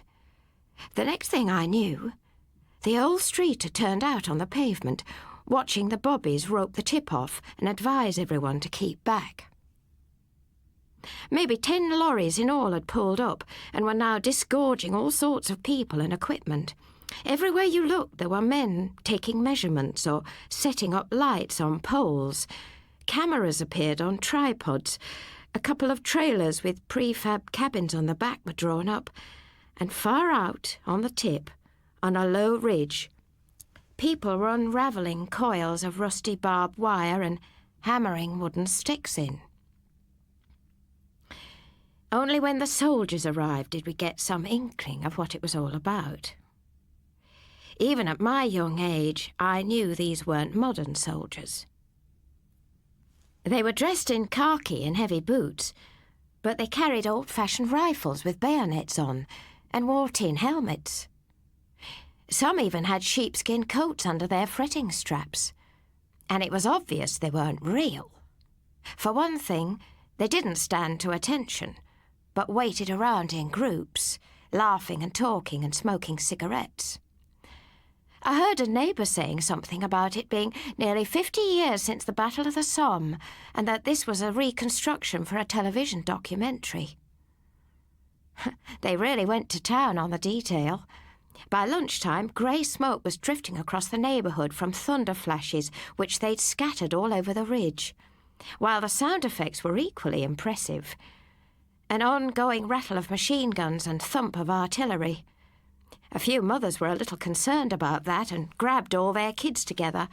But one of the TV men, a bloke with headphones on, laughed and told us not to worry. There was no live ammunition being used, he said. Everything was imitation. The men dressed as soldiers soon got involved. There must have been 50 of them at least, and they made repeated charges towards the ridge. Every time they got there, all the sound effects would start in full. The smoke would billow out, and the actors would start dying before our very eyes, throwing their arms up and screaming, and going down in heaps. Always, though, an older man in Mac and Wellingtons would walk across shouting, "Cut! Cut! Cut!" Then all around him the troops would get up again and walk back to the cabins, where a little stall had been set up to provide them with tea and paper cups. It was early afternoon, and they must have been making their 9th or 10th charge of the day, when I saw Grandad coming down the street. He'd been out since the crack of dawn and had missed it all. He was very stiff and had to walk with a stick, my Grandad. But on this occasion he wasn't even watching where he was going. He was too busy staring at the tip, his eyes almost popping from his head.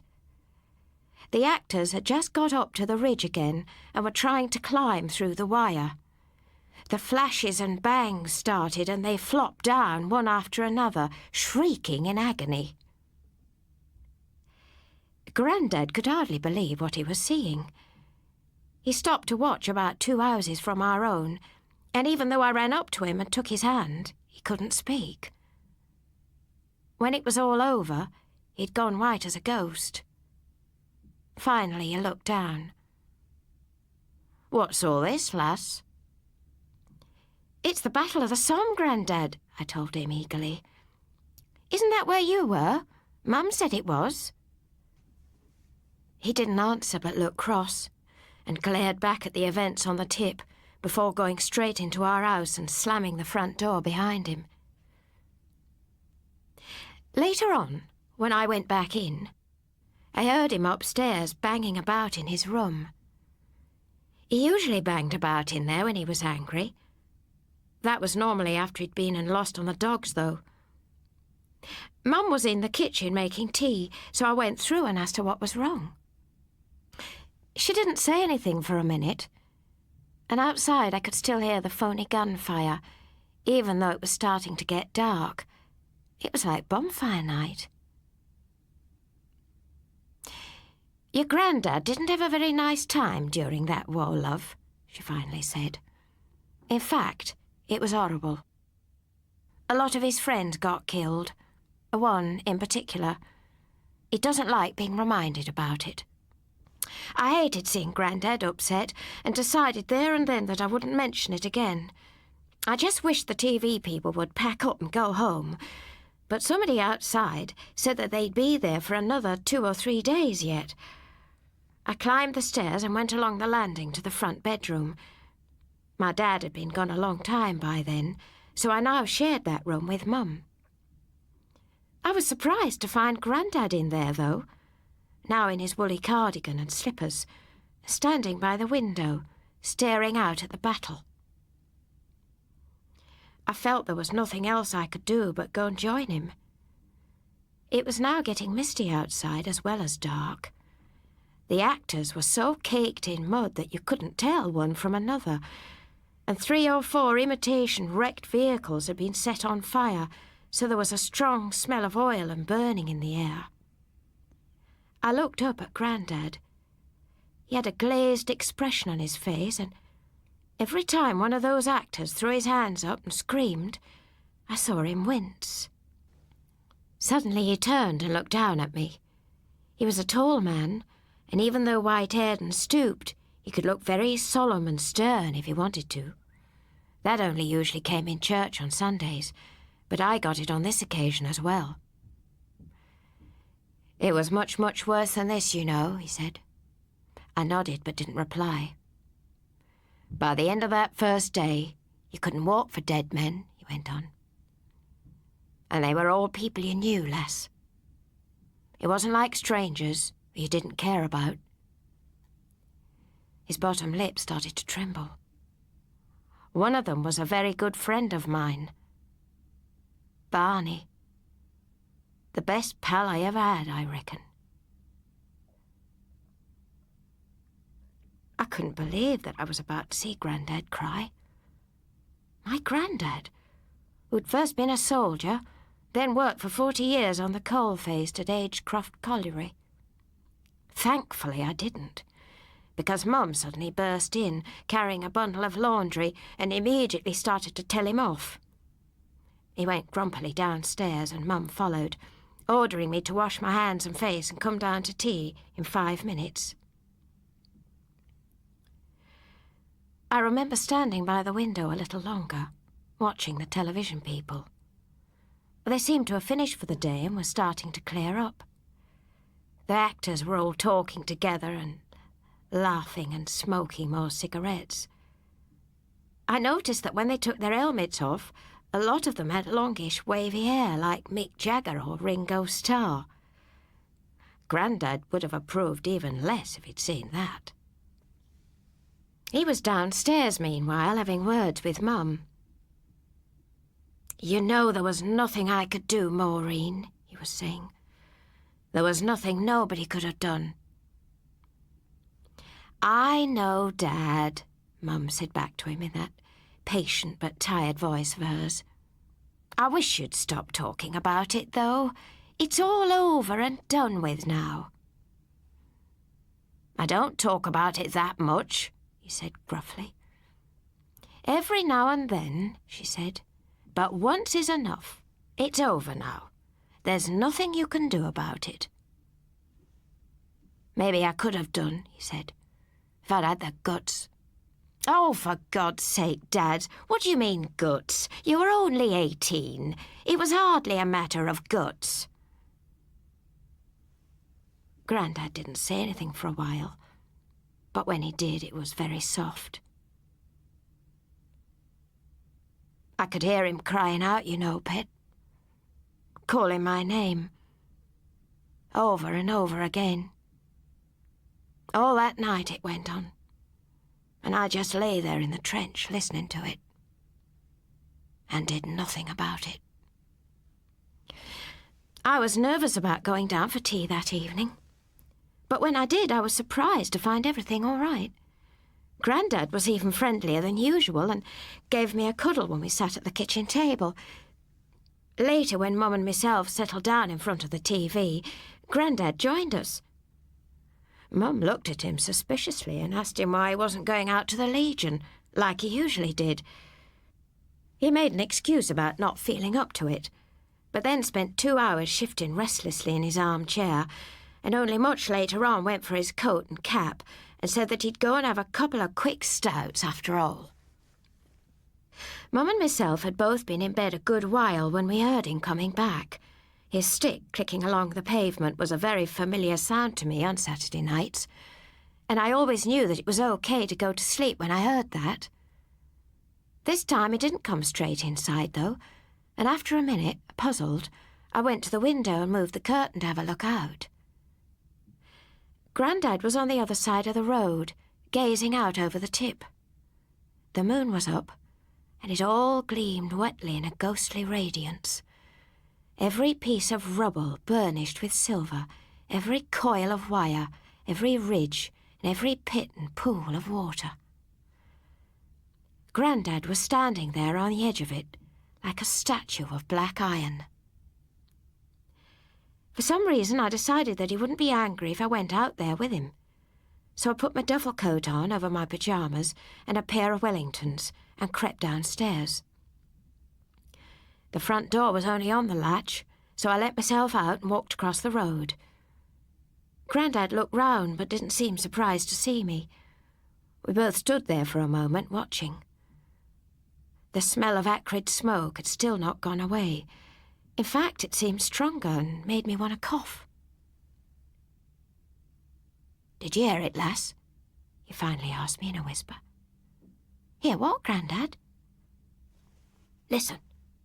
You'll hear it, he said. We listened for a moment or two and heard nothing. There! Grandad suddenly hissed. Did you hear it that time? I didn't know what to say, but now Grandad seemed excited. I strained my ears but still heard nothing. And then, suddenly... Arthur! Arthur, please! I heard it. Very weak and seemingly far away, but I distinctly heard it. I looked up at Grandad, bewildered. But he seemed transported with joy and seized me by the shoulder. Come on, pet, he said. I'll need you, but keep low. And we set off onto the tip, moving with more agility than I'd ever realised he was capable of. I had to trot to keep up, but was soon ploughing through thick, trickly mud and heaps of broken bricks. Grandad took it all in his stride, however, constantly encouraging me with things like, That's a good lass, keep up, or You're doing great, but if I say duck, duck. We got to the ridge almost immediately, and all over it I could see holes in the ground where the thunder flashes had been buried. Smoke was still wisping out of some of them. Grandad wasn't content yet, though. He started to batter the barbed wire down with his walking stick in big, sweeping, angry strokes. Always was a bugger, this stuff, he grunted, sweat gleaming on his brow. Grandad, I said, you're going to hurt yourself. If he heard me, he gave no sign. I remember looking back and seeing our house on the other side of the streetlights, just one in an unbroken wall of red brick, 2 up, 2 downs. Then that voice came to us again, from somewhere just ahead. Arthur!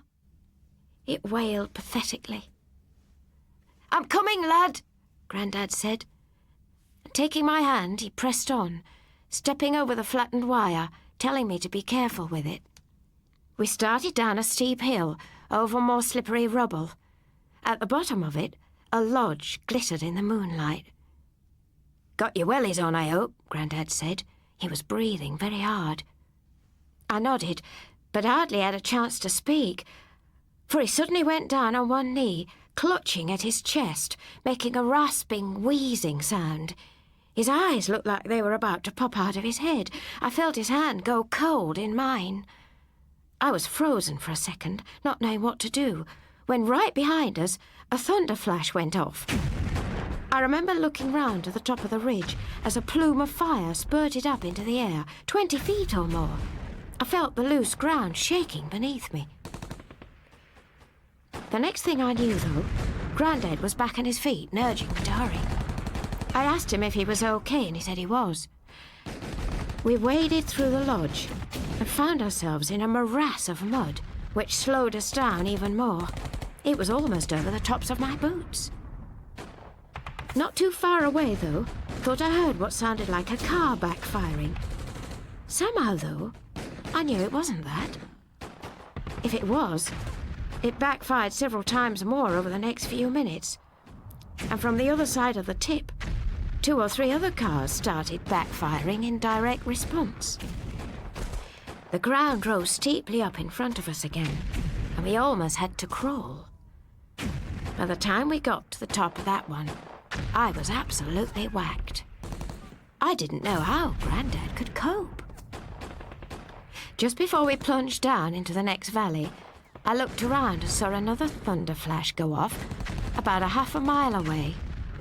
It lit up the landscape in a blood-red glare, and again the ground shook. There was now a terrible smell about the place, and then I heard a machine gun start up. Arthur! The voice pleaded again. It seemed closer now, but a lot weaker. Not so far, Grandad said.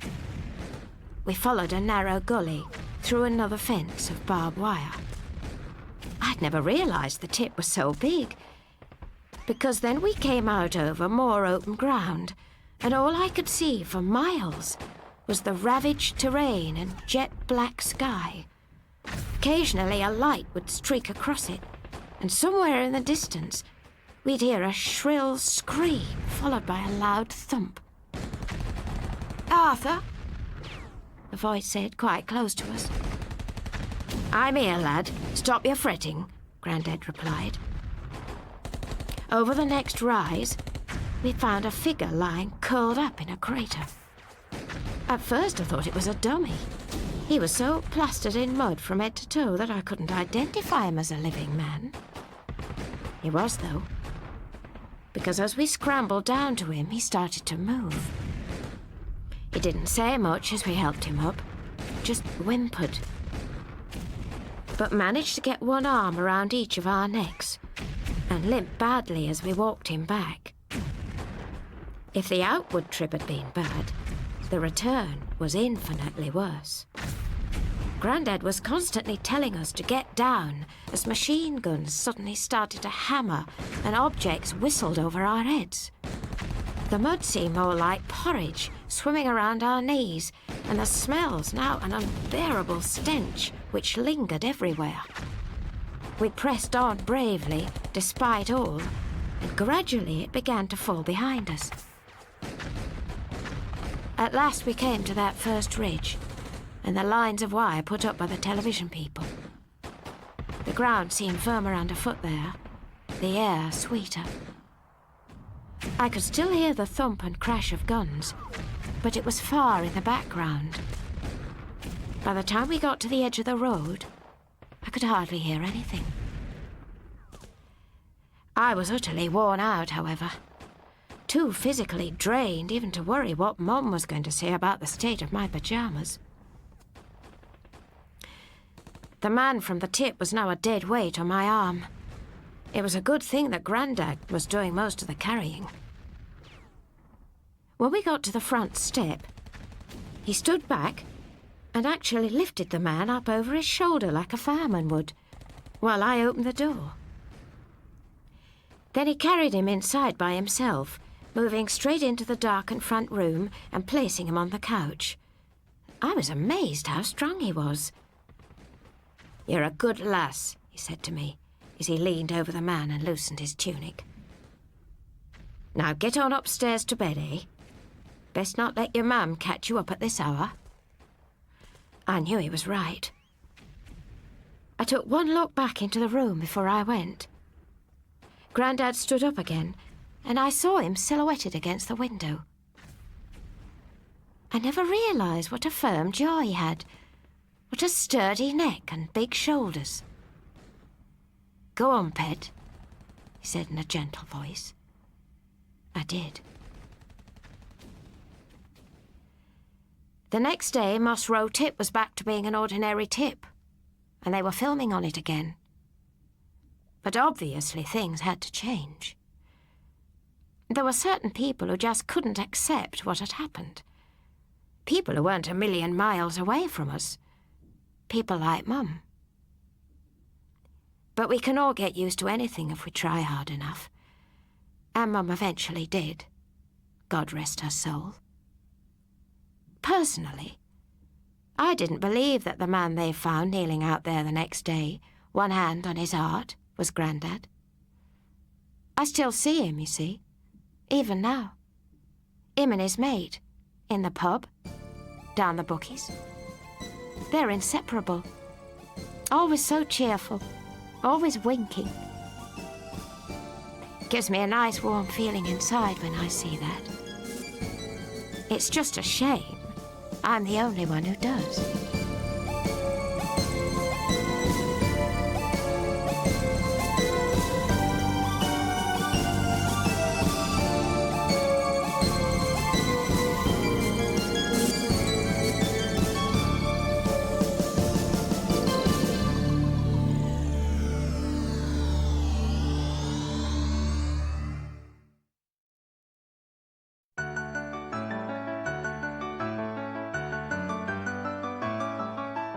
Sweet Shop by Mark Alexander. Read by June Whitfield.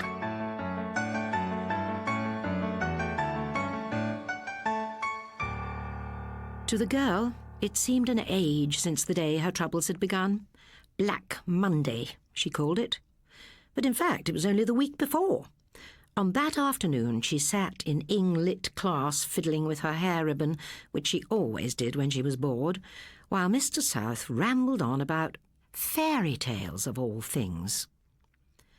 There's a lot more to traditional fairy stories than you ever imagined when your teacher read Jack and the Beanstalk to you in the infants, he said, his specs flashing as they always did when he tried to get the class interested in his subject. What people thought of as magic was really glimpses of the future. "Do you believe in fairies, sir?" asked Hughie Cooper in a voice so respectful that some of the class could not help giggling. "Oh, yes, he does," someone called out as they do in the panto. "Oh, no, he don't," the class chorused, and this went on for a while. When it was quiet again, Mr. South said, "Think of what I was saying. In the story of Snow White, there was a magic mirror. What would that be today?" "The tally, sir," the class answered. "And 7-league boots?" Everyone shouted something different, and in the end Mr. South agreed with those who said motor cars. "And the magic carpet?" "Please, sir," said Hughie Cooper. "Isn't the magic carpet in the Arabian Nights, sir, not in fairy tales, sir?" Mr. South pretended not to hear and beamed when Betty Reynolds said, "Concord, sir." "What about Puss in Boots, sir?" a boy asked from the back. "That's a moggy in a chemist's shop," said Hughie, and there was a gale of laughter. Mr. South was getting angry, but the buzzer saved the situation. It was home time, and laughs were over for the day. "Now think about fairy stories," he shouted over the banging of desk-tops. "Next lesson you will write me an essay on fairy tale things in modern life." In the playground, the girl met her brother. Being a year older than her, he was in another class, and they walked home together. She told him about Mr. South and his soppy fairy tales, and he told her how someone had worked out a new video game in computer studies, and before long they were in their street, which ran down to the canal. "Hey, there's Dad's bike against the fence," the boy said. "Wonder why he's home." Even as he spoke, the girl felt scared. She just knew that something was wrong, and as soon as they went inside, she found out what it was. Their father was sitting at the kitchen table with a funny, not ha-ha look on his face and a mug of tea in front of him. "Your dad's been made redundant," shouted Dora, their father's second wife. They could not bring themselves to call her mother. 25 years I've been at Allroyd's," he said slowly. "And even if I say so myself, I was their best joiner in the unmade furniture shop.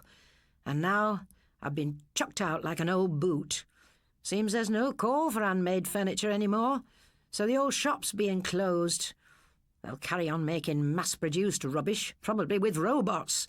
But they don't need craftsmen anymore, and in my day it took a 5 years apprenticeship to learn the skills." "Pity you hadn't learned something more useful," Dora said with her special sniff. "Like what?" her husband demanded. "Like being a clerk with the council, or a traffic warden. You don't hear of them being made redundant." "But I'm a joiner. Whatever ability God gave me is in me hands." Dora sniffed again and dabbed her eyes with the tea towel. "Don't take on, love," he said. "I'll get something else." "You've no chance," she replied angrily. "Half the factories in this town are closed, so who do you think would want you at your age?" "You can't blame me for the recession. I did think I might find some sympathy in my own home." "Oh, so it's sympathy you want? What about me? Did you think about me when you let them sack you? How am I going to manage? Answer me that, with those two not bringing in a penny and eating their heads off. It's about time they made their own way in the world." "Dora, they're only school kids. They cost as much as adults to keep. With you on the unemployment, I don't know what will happen." Their father stood up and said in a shaky voice, "Well, I'll be off down to the job centre." And he walked out. The children exchanged a look and went outside, but their father was already striding quickly down the long street. "We'd better not go after him," the girl said. "He'll want to be alone for a bit." Why the hell did he have to marry again? Demanded her brother. I suppose he was lonely. He's got all the company he needs now. She could have laid off him on a day like this. Suddenly the girl laughed, a bitter, unsteady laugh. Now I know what Old South was on about with his talk of fairy tales in the present day, she said. There are still such things as witches. The boy looked bewildered, so she said, Oh, forget it, let's go down to the canal. When she was a little girl, the canal bank had been her favourite place. In those days, there had been working boats tied up by the factories which backed onto the canal. But now, a lot of them were empty. The water was stagnant, and people threw rubbish into it. But it was still peaceful. As the two children strolled along the old towpath, they saw a silent angler with a fishing rod, hoping to land a tiddler which had survived the pollution. As soon as I can, I'm going away, said the boy. Then he added, You can come with me if you like. Thanks. I'm sick of it all. Dora's nagging and the endless rows. We used to have such a good time. Seems like ages ago now. His sister took his hand, but could think of nothing to say. The canal ran through the town, but as it was hidden away behind buildings, most people had forgotten about it, which made it a secret way for the children to wander, until they found they were in a part of the town which was strange to them. This must be the old town where the council was going to build those new blocks of flats, said the boy. Let's go and see what it's like. They went up a narrow passage between two warehouses and found themselves in a street where most of the houses had been knocked down. This had been done to make way for tower blocks, but the council had run out of money and the place looked like an old battlefield. Here and there a few houses, some lonely shops and a boarded-up church survived among the rubble. At the end of the street, a building stood by itself, and as the children drew nearer, they gave whistles of surprise. It was a sweet shop. Its paint was bright, its glass shone in the sunlight, and it had a sign on which gingerbread was painted in large golden letters. They went up to the window and there was another surprise. It was crammed with the biggest assortment of sweets they had ever seen. The display was not made up of Mars bars and such like, but old-fashioned lollies in big glass jars, sweets that their mother, their real mother, told them she used to get when she was a girl, and which had to be weighed and put in little white paper bags. It can't do much business here, said the boy, but look at those jelly babies. Ah, there's a jar of aniseed balls, gobstoppers, chocolate fish. If you're so interested, why not come inside? Said a soft voice, and they saw a plump, white-haired old lady smiling at them from the door. The only odd thing about her was her spectacles, which magnified her eyes to twice their normal size. But the children soon got used to her appearance. Inside the shop, she gave them different sweets to try, until the boy, feeling he should spend some money, bought a quarter of Pontefract cakes.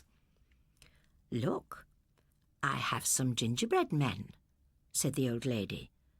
Do you know the story of the gingerbread man? My mum told me when I was small, and I cried at the way the gingerbread man kept losing pieces of himself as he ran away, the girl said. It seemed so sad. But not for those who were eating him, chuckled the old lady. She was pleased to have someone to talk to because, as she told them, she had lost most of her customers when the houses were demolished. But she loved her shop and did not want to leave it. They stayed chatting with her until it was twilight outside and they had forgotten what had happened at home. Come back to Gingerbread any time, she said as they left. My name is Hazel. The kiddies used to call me Aunt Hazel. You can if you like. When they got back to the towpath, the girl found that the old lady had slipped a big bar of fruit and nut into her pocket.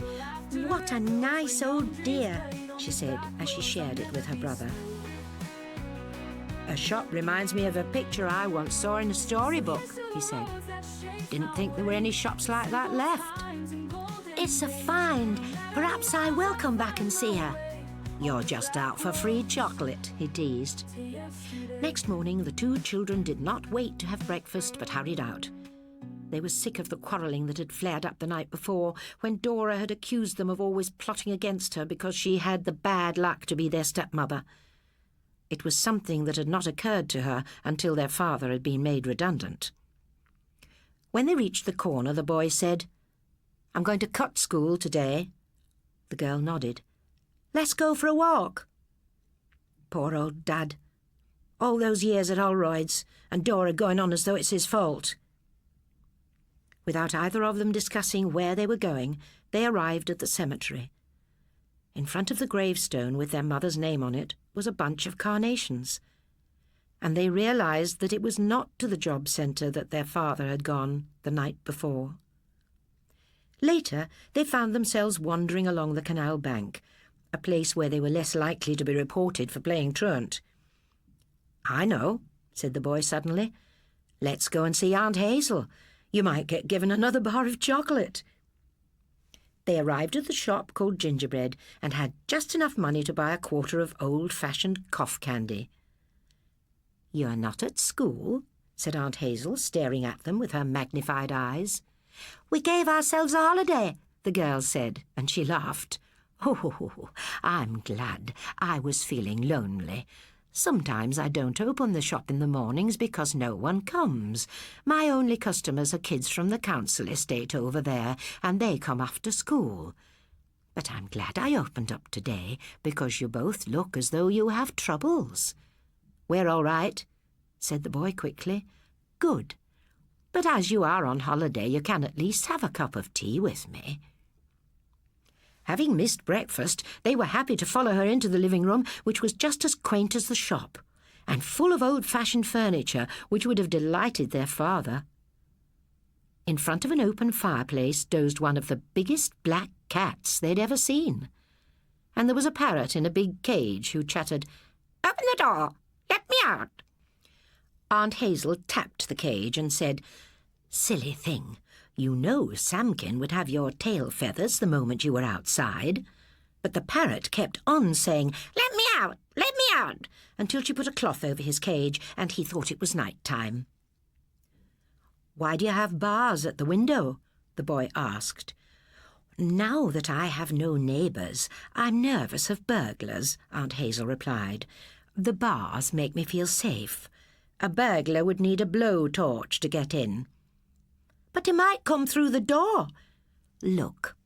She put a key into the keyhole close to the doorway, and steel bars shot across it.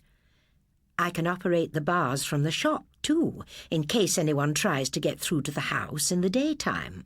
And at night I'm as safe as a bank," she said. "It cost a lot to get them fitted, but at my age you don't want to be worried each time the house creaks. That's enough of me. Tell me about yourselves while you have your tea," she added, as she went to a cupboard which was stocked with cakes and biscuits. She seemed so kind, rather like a nice granny, that the children found themselves telling her about their father being made redundant, how they did not get on with their stepmother, and how they would like to leave home. It was a great relief to talk about their problems to a sympathetic grown-up. "She makes a change from Dora," the boy whispered as they left her at the shop door, waving goodbye and telling them to visit her again. "She likes you," the girl said. "All the time we were having tea and eating those gingerbread men, she kept looking at you. Perhaps she wishes she'd been married and had a son." "I'm going to run away to London," he said suddenly. The next few days were a nightmare for the girl. Her father looked ill and did not know what to do with himself, except to go to the job centre each morning.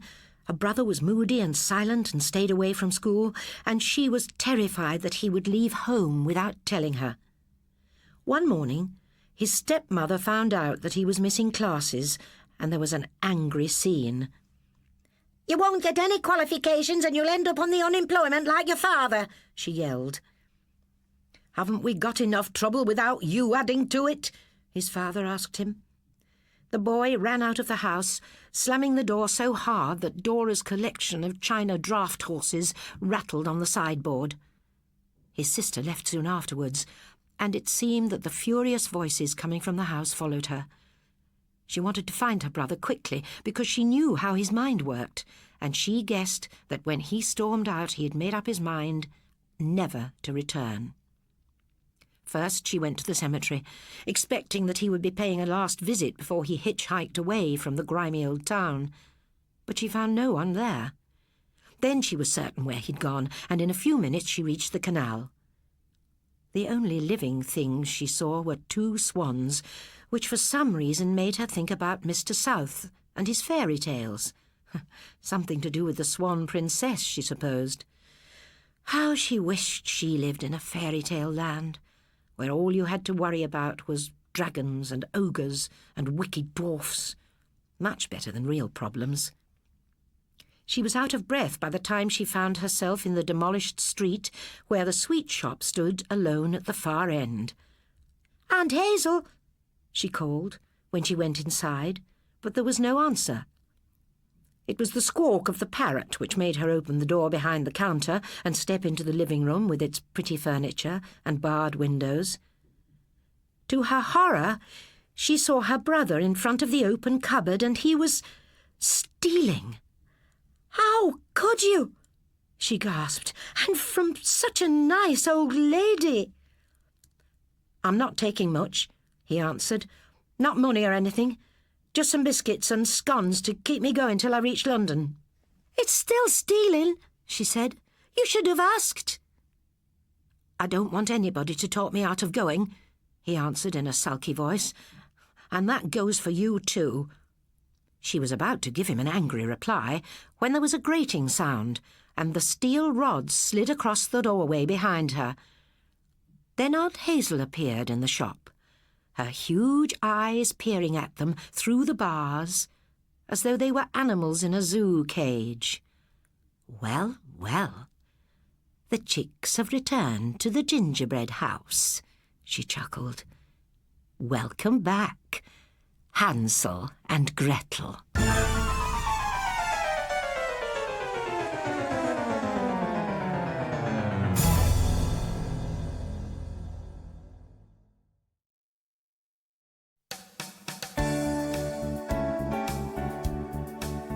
Something Dreadful by Mark Alexander, read by Colin Baker.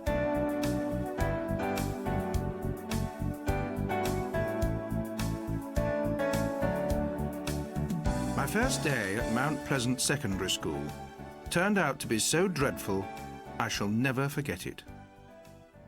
Being a new boy and starting in the middle of term, I was taken to my classroom by the head teacher.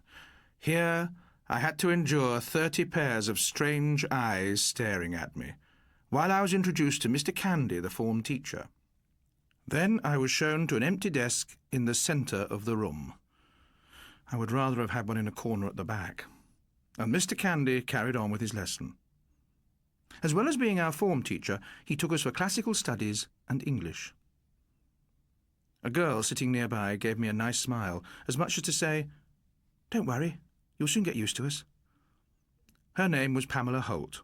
She had very fair hair, and I looked forward to getting to know her. The other person to take notice of me was a rather tough-looking boy, whose name I soon found out was Maurice Carson. He gave me a wink, and I decided that the class was a friendly one. I had yet to learn what his winks really meant. At break, I was hanging round in a corridor, not knowing what to do with myself, when Maurice came up with half a dozen boys behind him. They were his gang of hangers-on, who always laughed at his jokes and were very careful not to disagree with him. "Whatcha, mate?" he said in a voice that made the others grin. "What school you from, then?" I wished they'd go away, because I had glimpsed Pamela Holt coming down the corridor, but I answered politely, "Well, I haven't been at school for a while." "You been in prison, then?" Maurice demanded. "Better watch out. I reckon we've got a right villain here." His gang roared with mirth. "I haven't been well," I explained, and found myself blushing. "You don't look sick. What's wrong?" "I had a cough."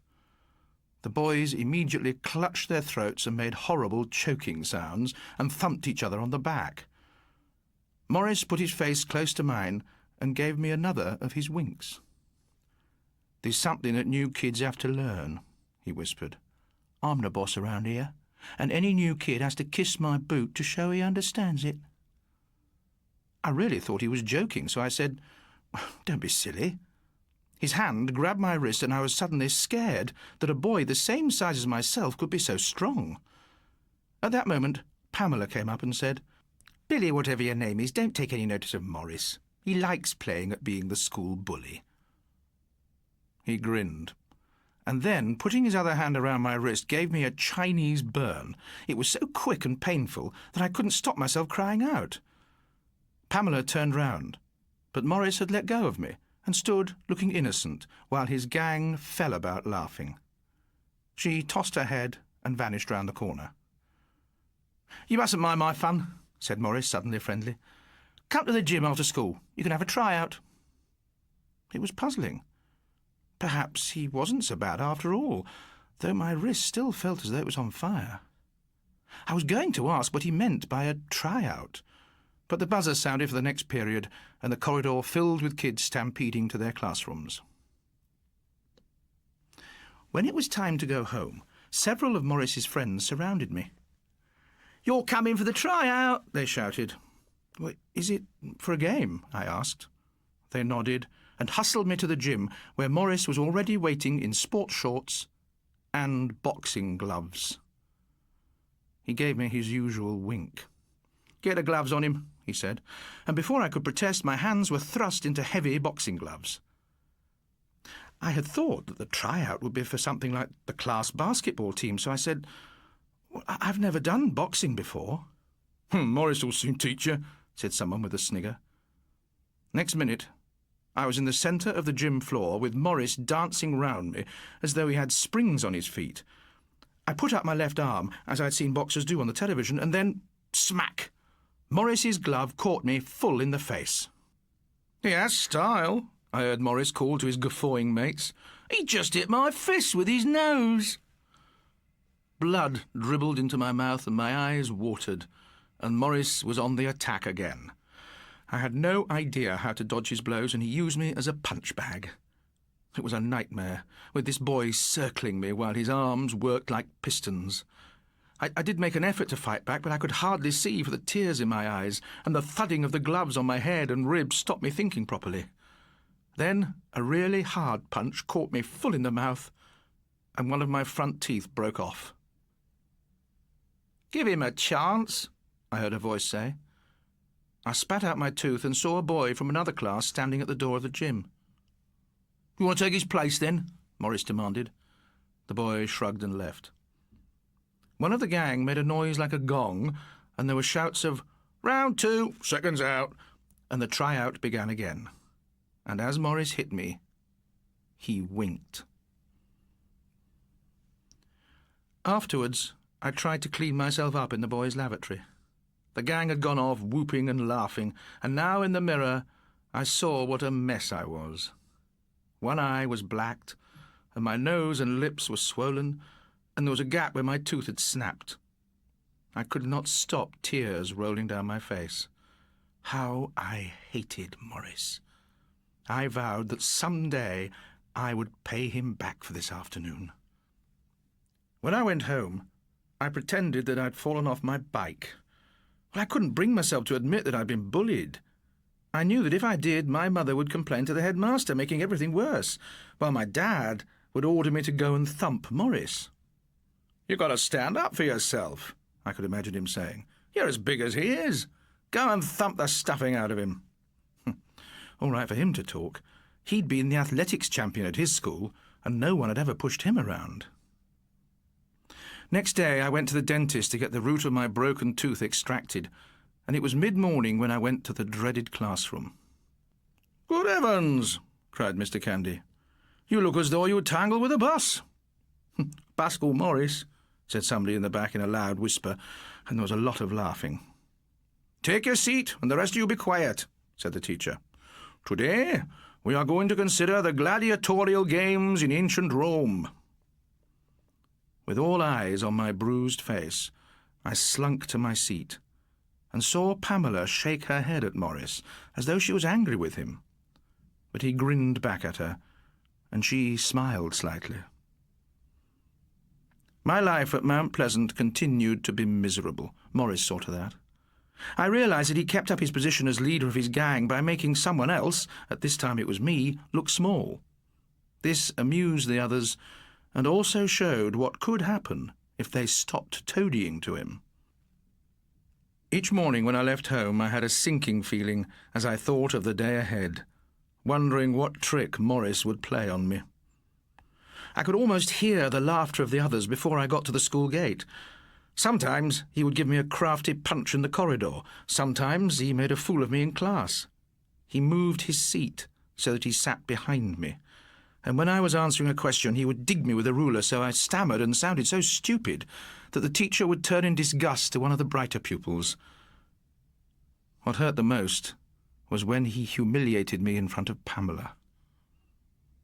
One day, before the lesson started, I was cleaning the blackboard in our classroom when Morris came in with his gang. "You sucking up to old Mars bars, coming in cleaning them boards?" he demanded. "No," I said indignantly. "He made me do it because, thanks to you, I couldn't answer that question on the Roman Forum properly." Morris ignored this, but made his usual threat. "The penalty for sucking up to teachers is to kiss my boot," he said. "Come on, teacher's pet, on your knees." At that moment, Pamela and some of her girlfriends came through the door, and for an instant I thought I'd been saved. But, at a sign from Morris, one of his mates jerked my arm up my back, and before I realised what was happening, I was forced down. Morris twisted his fingers in my hair and pushed my face towards his dirty trainer. "Oh, stop that, it isn't fair," Pamela cried. "It's an old English custom going back to King Arthur, the order of the boot." "Oh, Morris, you're dreadful," she said, but she couldn't help giggling. The sound of the teacher's footsteps in the corridor sent the gang scuttling to their desks, leaving me kneeling on the floor. "Am I interrupting your prayers?" asked Mr. Candy. "At this moment, I'd rather you concentrated on blackboard cleaning than devotions to Mecca." There was a dutiful ripple of laughter from the class, the loudest coming from Morris. As the term went on, things did get a little better. An Indian family moved into the neighbourhood, and one of the boys had the bad luck to be put in our class. Because his English wasn't good, he made an ideal victim for Morris, who never grew tired of mimicking him. But he did not entirely forget me, and the tricks and secret punches continued, so that I was still far from happy at school, and ashamed of myself, because I did not have the courage to stand up to the bully. Mr. Candy planned to take a party of us who did classical studies to Rome in the summer holidays, but when I heard that Morris Carson would be going, I did everything I could to get out of it. This made my mother and father very angry with me. "Turning your nose up at a trip to Italy?" said Dad. "Let me tell you, there were no trips to Italy when I was your age." "Oh, there were plenty of other things we could have put the money to, but we thought it would help you to get on with your studies," said Mum. I couldn't explain that it was not the trip I objected to, but one of the boys going on it, so I shrugged and said I was sorry and would go after all. We went to Rome by coach, and on our first morning there, Mr. Candy took us to the Colosseum. It was very hot as we climbed up the stone tiers of the ruined amphitheatre, and while Mr. Candy pointed things out and gave little lectures about them, the kids were only interested in finding a stall which sold cold cokes. At last, we stopped on a platform, which Mr. Candy said was where the emperors sat when the games took place. On a ledge below us was a line of railings, which reminded me of ancient Roman tridents because of their nasty-looking triangular points. I suppose they'd been put there to stop people trying to climb the crumbling masonry. "Keep back from the edge," ordered Mr. Candy. "You could easily slip and fall on those rails. I don't feel like explaining that to anybody's parents." Of course, everyone crowded forward to see them better, and Morris stood on the edge swaying backwards and forwards as he pretended he was about to fall over. "Stop playing the fool, Carson," Mr. Candy said. "We don't want any accidents. Now, from here you can see that the floor on which the gladiators fought is gone. Those walls and passages in the arena are really the cellars, which used to be below the floor where the wild beasts were kept, and where the gladiators waited. Cool. It's nearly as good as White Hart Lane, Morris said, and as usual, everyone chuckled. And why do you think the Romans had the Colosseum, Carson? Demanded our teacher. They ain't got to tell you, sir. For once, you are quite correct. The citizens of Rome had too much leisure because nearly all the work was done by slaves, and so the games were held to keep them amused and occupied. Now, you can go off and explore by yourselves for half an hour, and then we'll meet by the entrance, and no writing graffiti on the walls. Not even Spurs rule okay? Morris asked, and giggling, the party split up. I was going down some steps when a foot hooked my ankle and I tumbled headlong. Even here, Morris could not resist tormenting me, and I was filled with hatred for him and his bullying. Feeling bruised and dizzy, I picked myself up and found a place in the shade away from the others. It was a relief to lean against cool stonework and close my eyes, because I was afraid that I was going to faint. When I opened my eyes again, everything had changed. To begin with, the stadium was full of people, tier upon tier of them seeming to rise up to the sky. The floor of the arena was now smooth and covered with the finest, whitest sand I had ever seen. And as I marched across it, I noticed that in the distance some slaves were raking it after the last combat. Although the part of the stadium where the wealthy people sat was shaded by ships' sails, the heat of the sun burned my back, and I realized that I was only wearing sandals and a sort of leather skirt. In my hands, I carried a fishing net and a trident. And looking to one side, I was aware that another gladiator was also walking across the dazzling sand towards the royal box. He was dressed like me, but instead of a trident and net, he carried a sword and shield, while under his arm was tucked a heavy iron helmet. There was something frighteningly familiar about him. And then I realized who he was. We halted and looked up at the Emperor, a small figure in a purple toga surrounded by women in flowing robes and protected by a line of Praetorian guards with red-plumed helmets who stood at attention behind his box. The roar from the thousands of spectators died away, and in the eerie hush which followed, we held up our weapons and stammered something about, "We who are about to die salute you." Wearily, the Emperor raised his hand. It held a bunch of grapes, and a fanfare of silver trumpets split the silence. Cheers exploded from the crowd, and I could hear the hoarse voices of the bookmakers shouting the odds on trident or sword. Before he put on his heavy helmet, my opponent turned to me. "Get ready to kiss my sandal," he said, and then ran into the centre of the arena.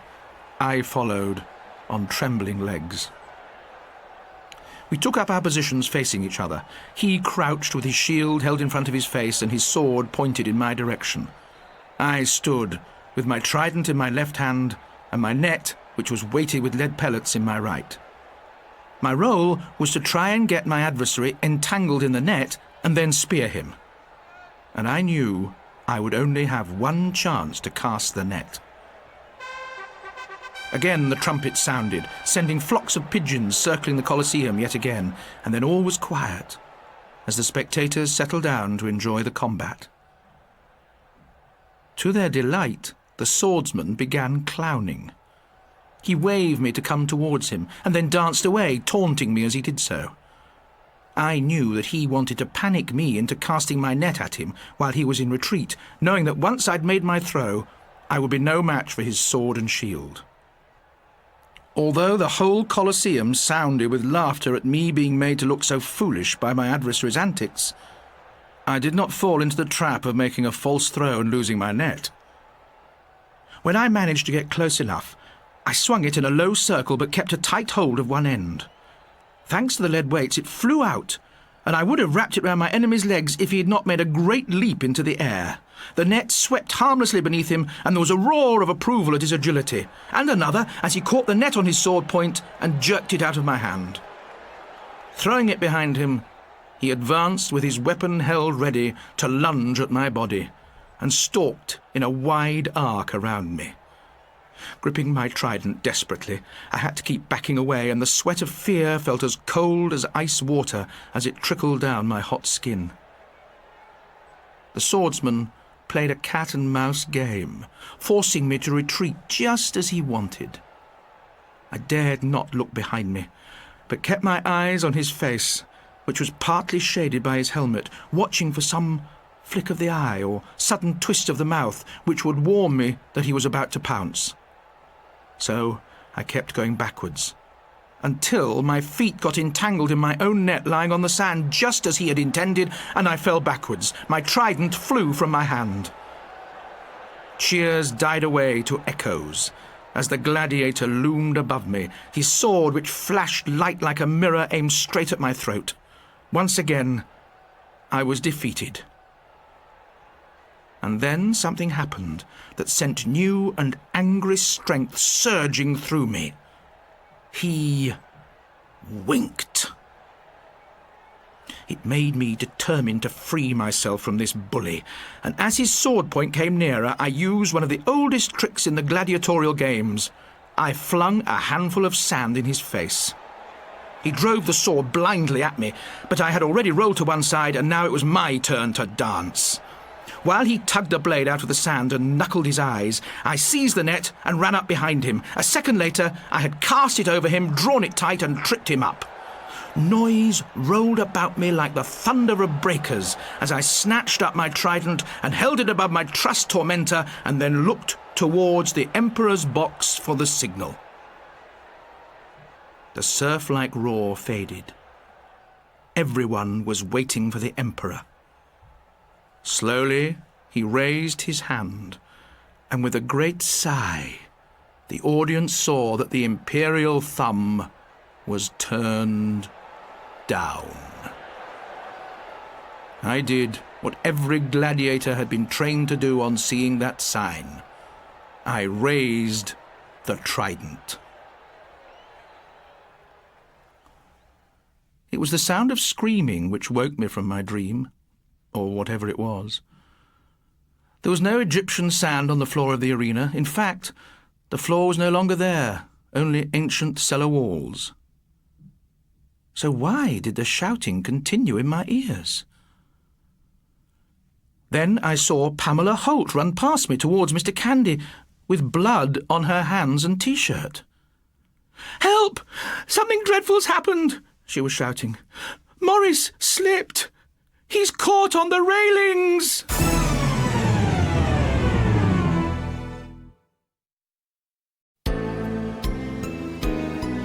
Care in the Community.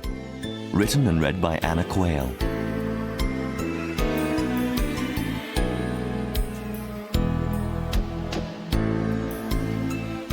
Care in the community? Huh. It's for the birds, said Mrs. Jones-Simpkin, the home help, as she pulled up the bedclothes with a deft flick of the wrist. "Not pigeons, of course, dear. Poor things," she called from the kitchen while filling the kettle. "Tea, dear?"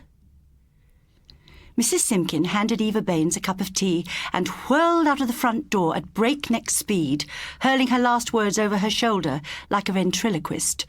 "Got to see my regulars, dear. See you tomorrow." The door banged. "Peace," sighed Eva, and closed her eyes. Eva was recovering from the after-effects of a rather tricky operation. She had been sent home to her small house, Chew, her Pekingese dog, and Care in the Community. Apart from Mrs. Simpkin, the home help, there were Meals on Wheels, and the rather cross nurse who didn't need to see her anymore. For the rest of the time, Eva could manage to heat soup or make a sandwich. She was feeling much, much better. She had told her doctor so when he had called last Friday. And "I'm not alone," she had reassured him. "The Twig sisters called to take Chew for her walks, and there are always the boys next door at number 3. The Twig sisters had a Labrador, and they would collect Chew and stroll off down the lane and across the fields, the Labrador leading the way and the Pekingese rolling along behind like a Chinese sailor. Oh, Eva was blessed with the boys next door. Ian and Hamish were wonderful neighbours. Ian was something in the city, and Hamish worked in the post office, but his ambition was to be a television chef. He made lip-smacking goodies and would bring Eva samples of his culinary art. On her birthday earlier in the year, Hamish had produced a special treat. Eva had that morning received the letter summoning her to the county hospital for her operation. She was feeling miserable and apprehensive, not wanting to leave her safe little home for a hospital ward, although she knew that it was for the best. She answered a knock on the front door to find Hamish bearing a tray on which was a covered dish. "Sit down, Eva," said Hamish, "and close your eyes." Eva closed her eyes. She heard Ian come into the room and strike a match and say, "Open your eyes, Eva." She opened them and clapped her hands with delight. Ian had spread a lacy cloth on her table, and a silver candle in a crystal sconce shone on the covered dish. "Voila!" cried Hamish. There, on a bed of shredded lettuce, quivering and pink, lay a wondrous jellied fish. Then there had been a birthday cake, a mere wisp of whipped cream with a crunchy middle and a berry at its heart. "Oh, you dears," said Eva, "how you have cheered me up." The very presence of the boys next door cheered Eva up. She would hear their noisy little car come chugging into the space at the side of number 3, and then the bang of their front door. At night, when she was sitting up in bed reading, or just about to go to sleep, she could hear their music through the wall. Hamish and Ian played all sorts of music. Ian liked Elton John or Nina Simone, but Hamish loved Wagner with the devotion he gave to his cooking, and the strains of Tannhauser reverberated through the dividing wall, lifting Eva to sleep on wings of song. Eva didn't mind Wagner, but she wasn't too fond of the loud bits, and the ride of the Valkyries had a most alarming effect on her dog Chew. As soon as the Valkyries started to ride, Chew would proceed to have hysterics, growling and snarling and baring her yellowed fangs. In hospital, after her operation, the boys had visited Eva. Ian carried a bouquet of big yellow daisies, their blue hearts matching perfectly his elegant blue tie. Hamish sat beside her bed, looking, with his round face, his round eyes behind his round spectacles, and with his brown and yellow striped knitted jumper, for all the world like a solemn bee. "Eva, dear," Ian had said, sitting beside Hamish on the next-door bed and adjusting the crease in his immaculate trousers. "There has been a series of burglaries in the neighbourhood, one of them at the manor house in the outskirts of town. Nasty, very nasty indeed. Eva, dear, when you come back home, you must make sure you don't answer the door to anyone." "It's all right during the day," said Eva. "The Twigs will be calling, and I am to have Meals on Wheels." "And we are in most evenings, and if we do go out, we will tell you, and you can get one of the Twigs to keep you company until we get home," said Ian. "Now, you know we have your spare front door key. If you're frightened at any time, just give us a ring." "Yes," said Eva, "but suppose I had no time to use the telephone." "Knock on the wall," said Ian firmly. "Just knock twice, and we will answer." "Oh, how kind you are," said Eva. "It will only be for a week or two, until I get on my feet. I have been told I am to take it easy until my stitches heal."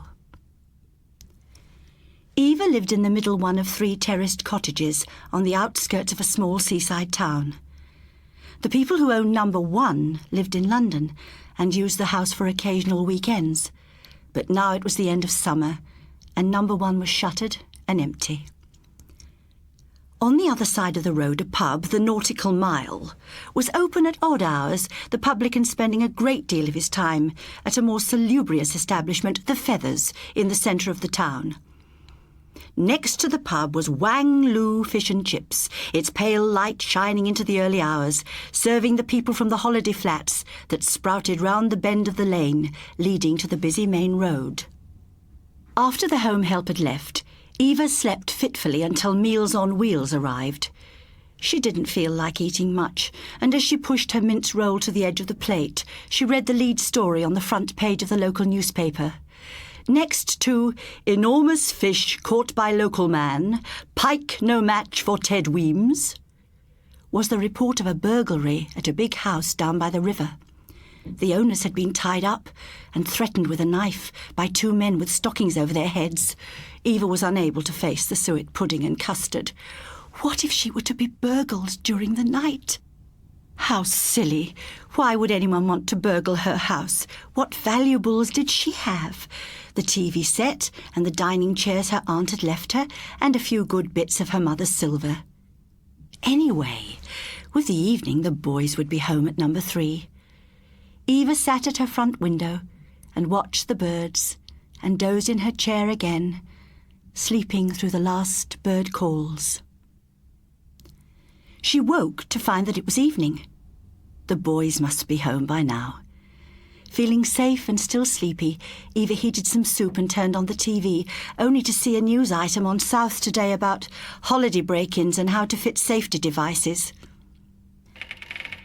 Eva never knew what click of latch or creak of floorboard woke her. She sat up in terror, not daring to turn on her light, and felt for the dog. She knew by the gentle rise and fall that Chew was asleep. Had she heard a noise? Yes, there it was again. Someone was in the house. She pressed herself against the head of the bed, trying not to scream, staring through the darkness at the outline of the bedroom door. Someone opened the door and turned on the light. A man came into the room. An ordinary young man wearing ordinary clothes. He came to the foot of the bed and looked at Eva with blue, disinterested eyes. Unable to move or speak, she remained paralysed as the young man asked her softly for the money he said he knew she kept hidden. "All old bitches like you keep their money near them," he said. He produced a small, shining knife and told her in detail what he intended to do to her if she didn't hand the money over. Eva saw him through a mist. She knew that she was about to faint.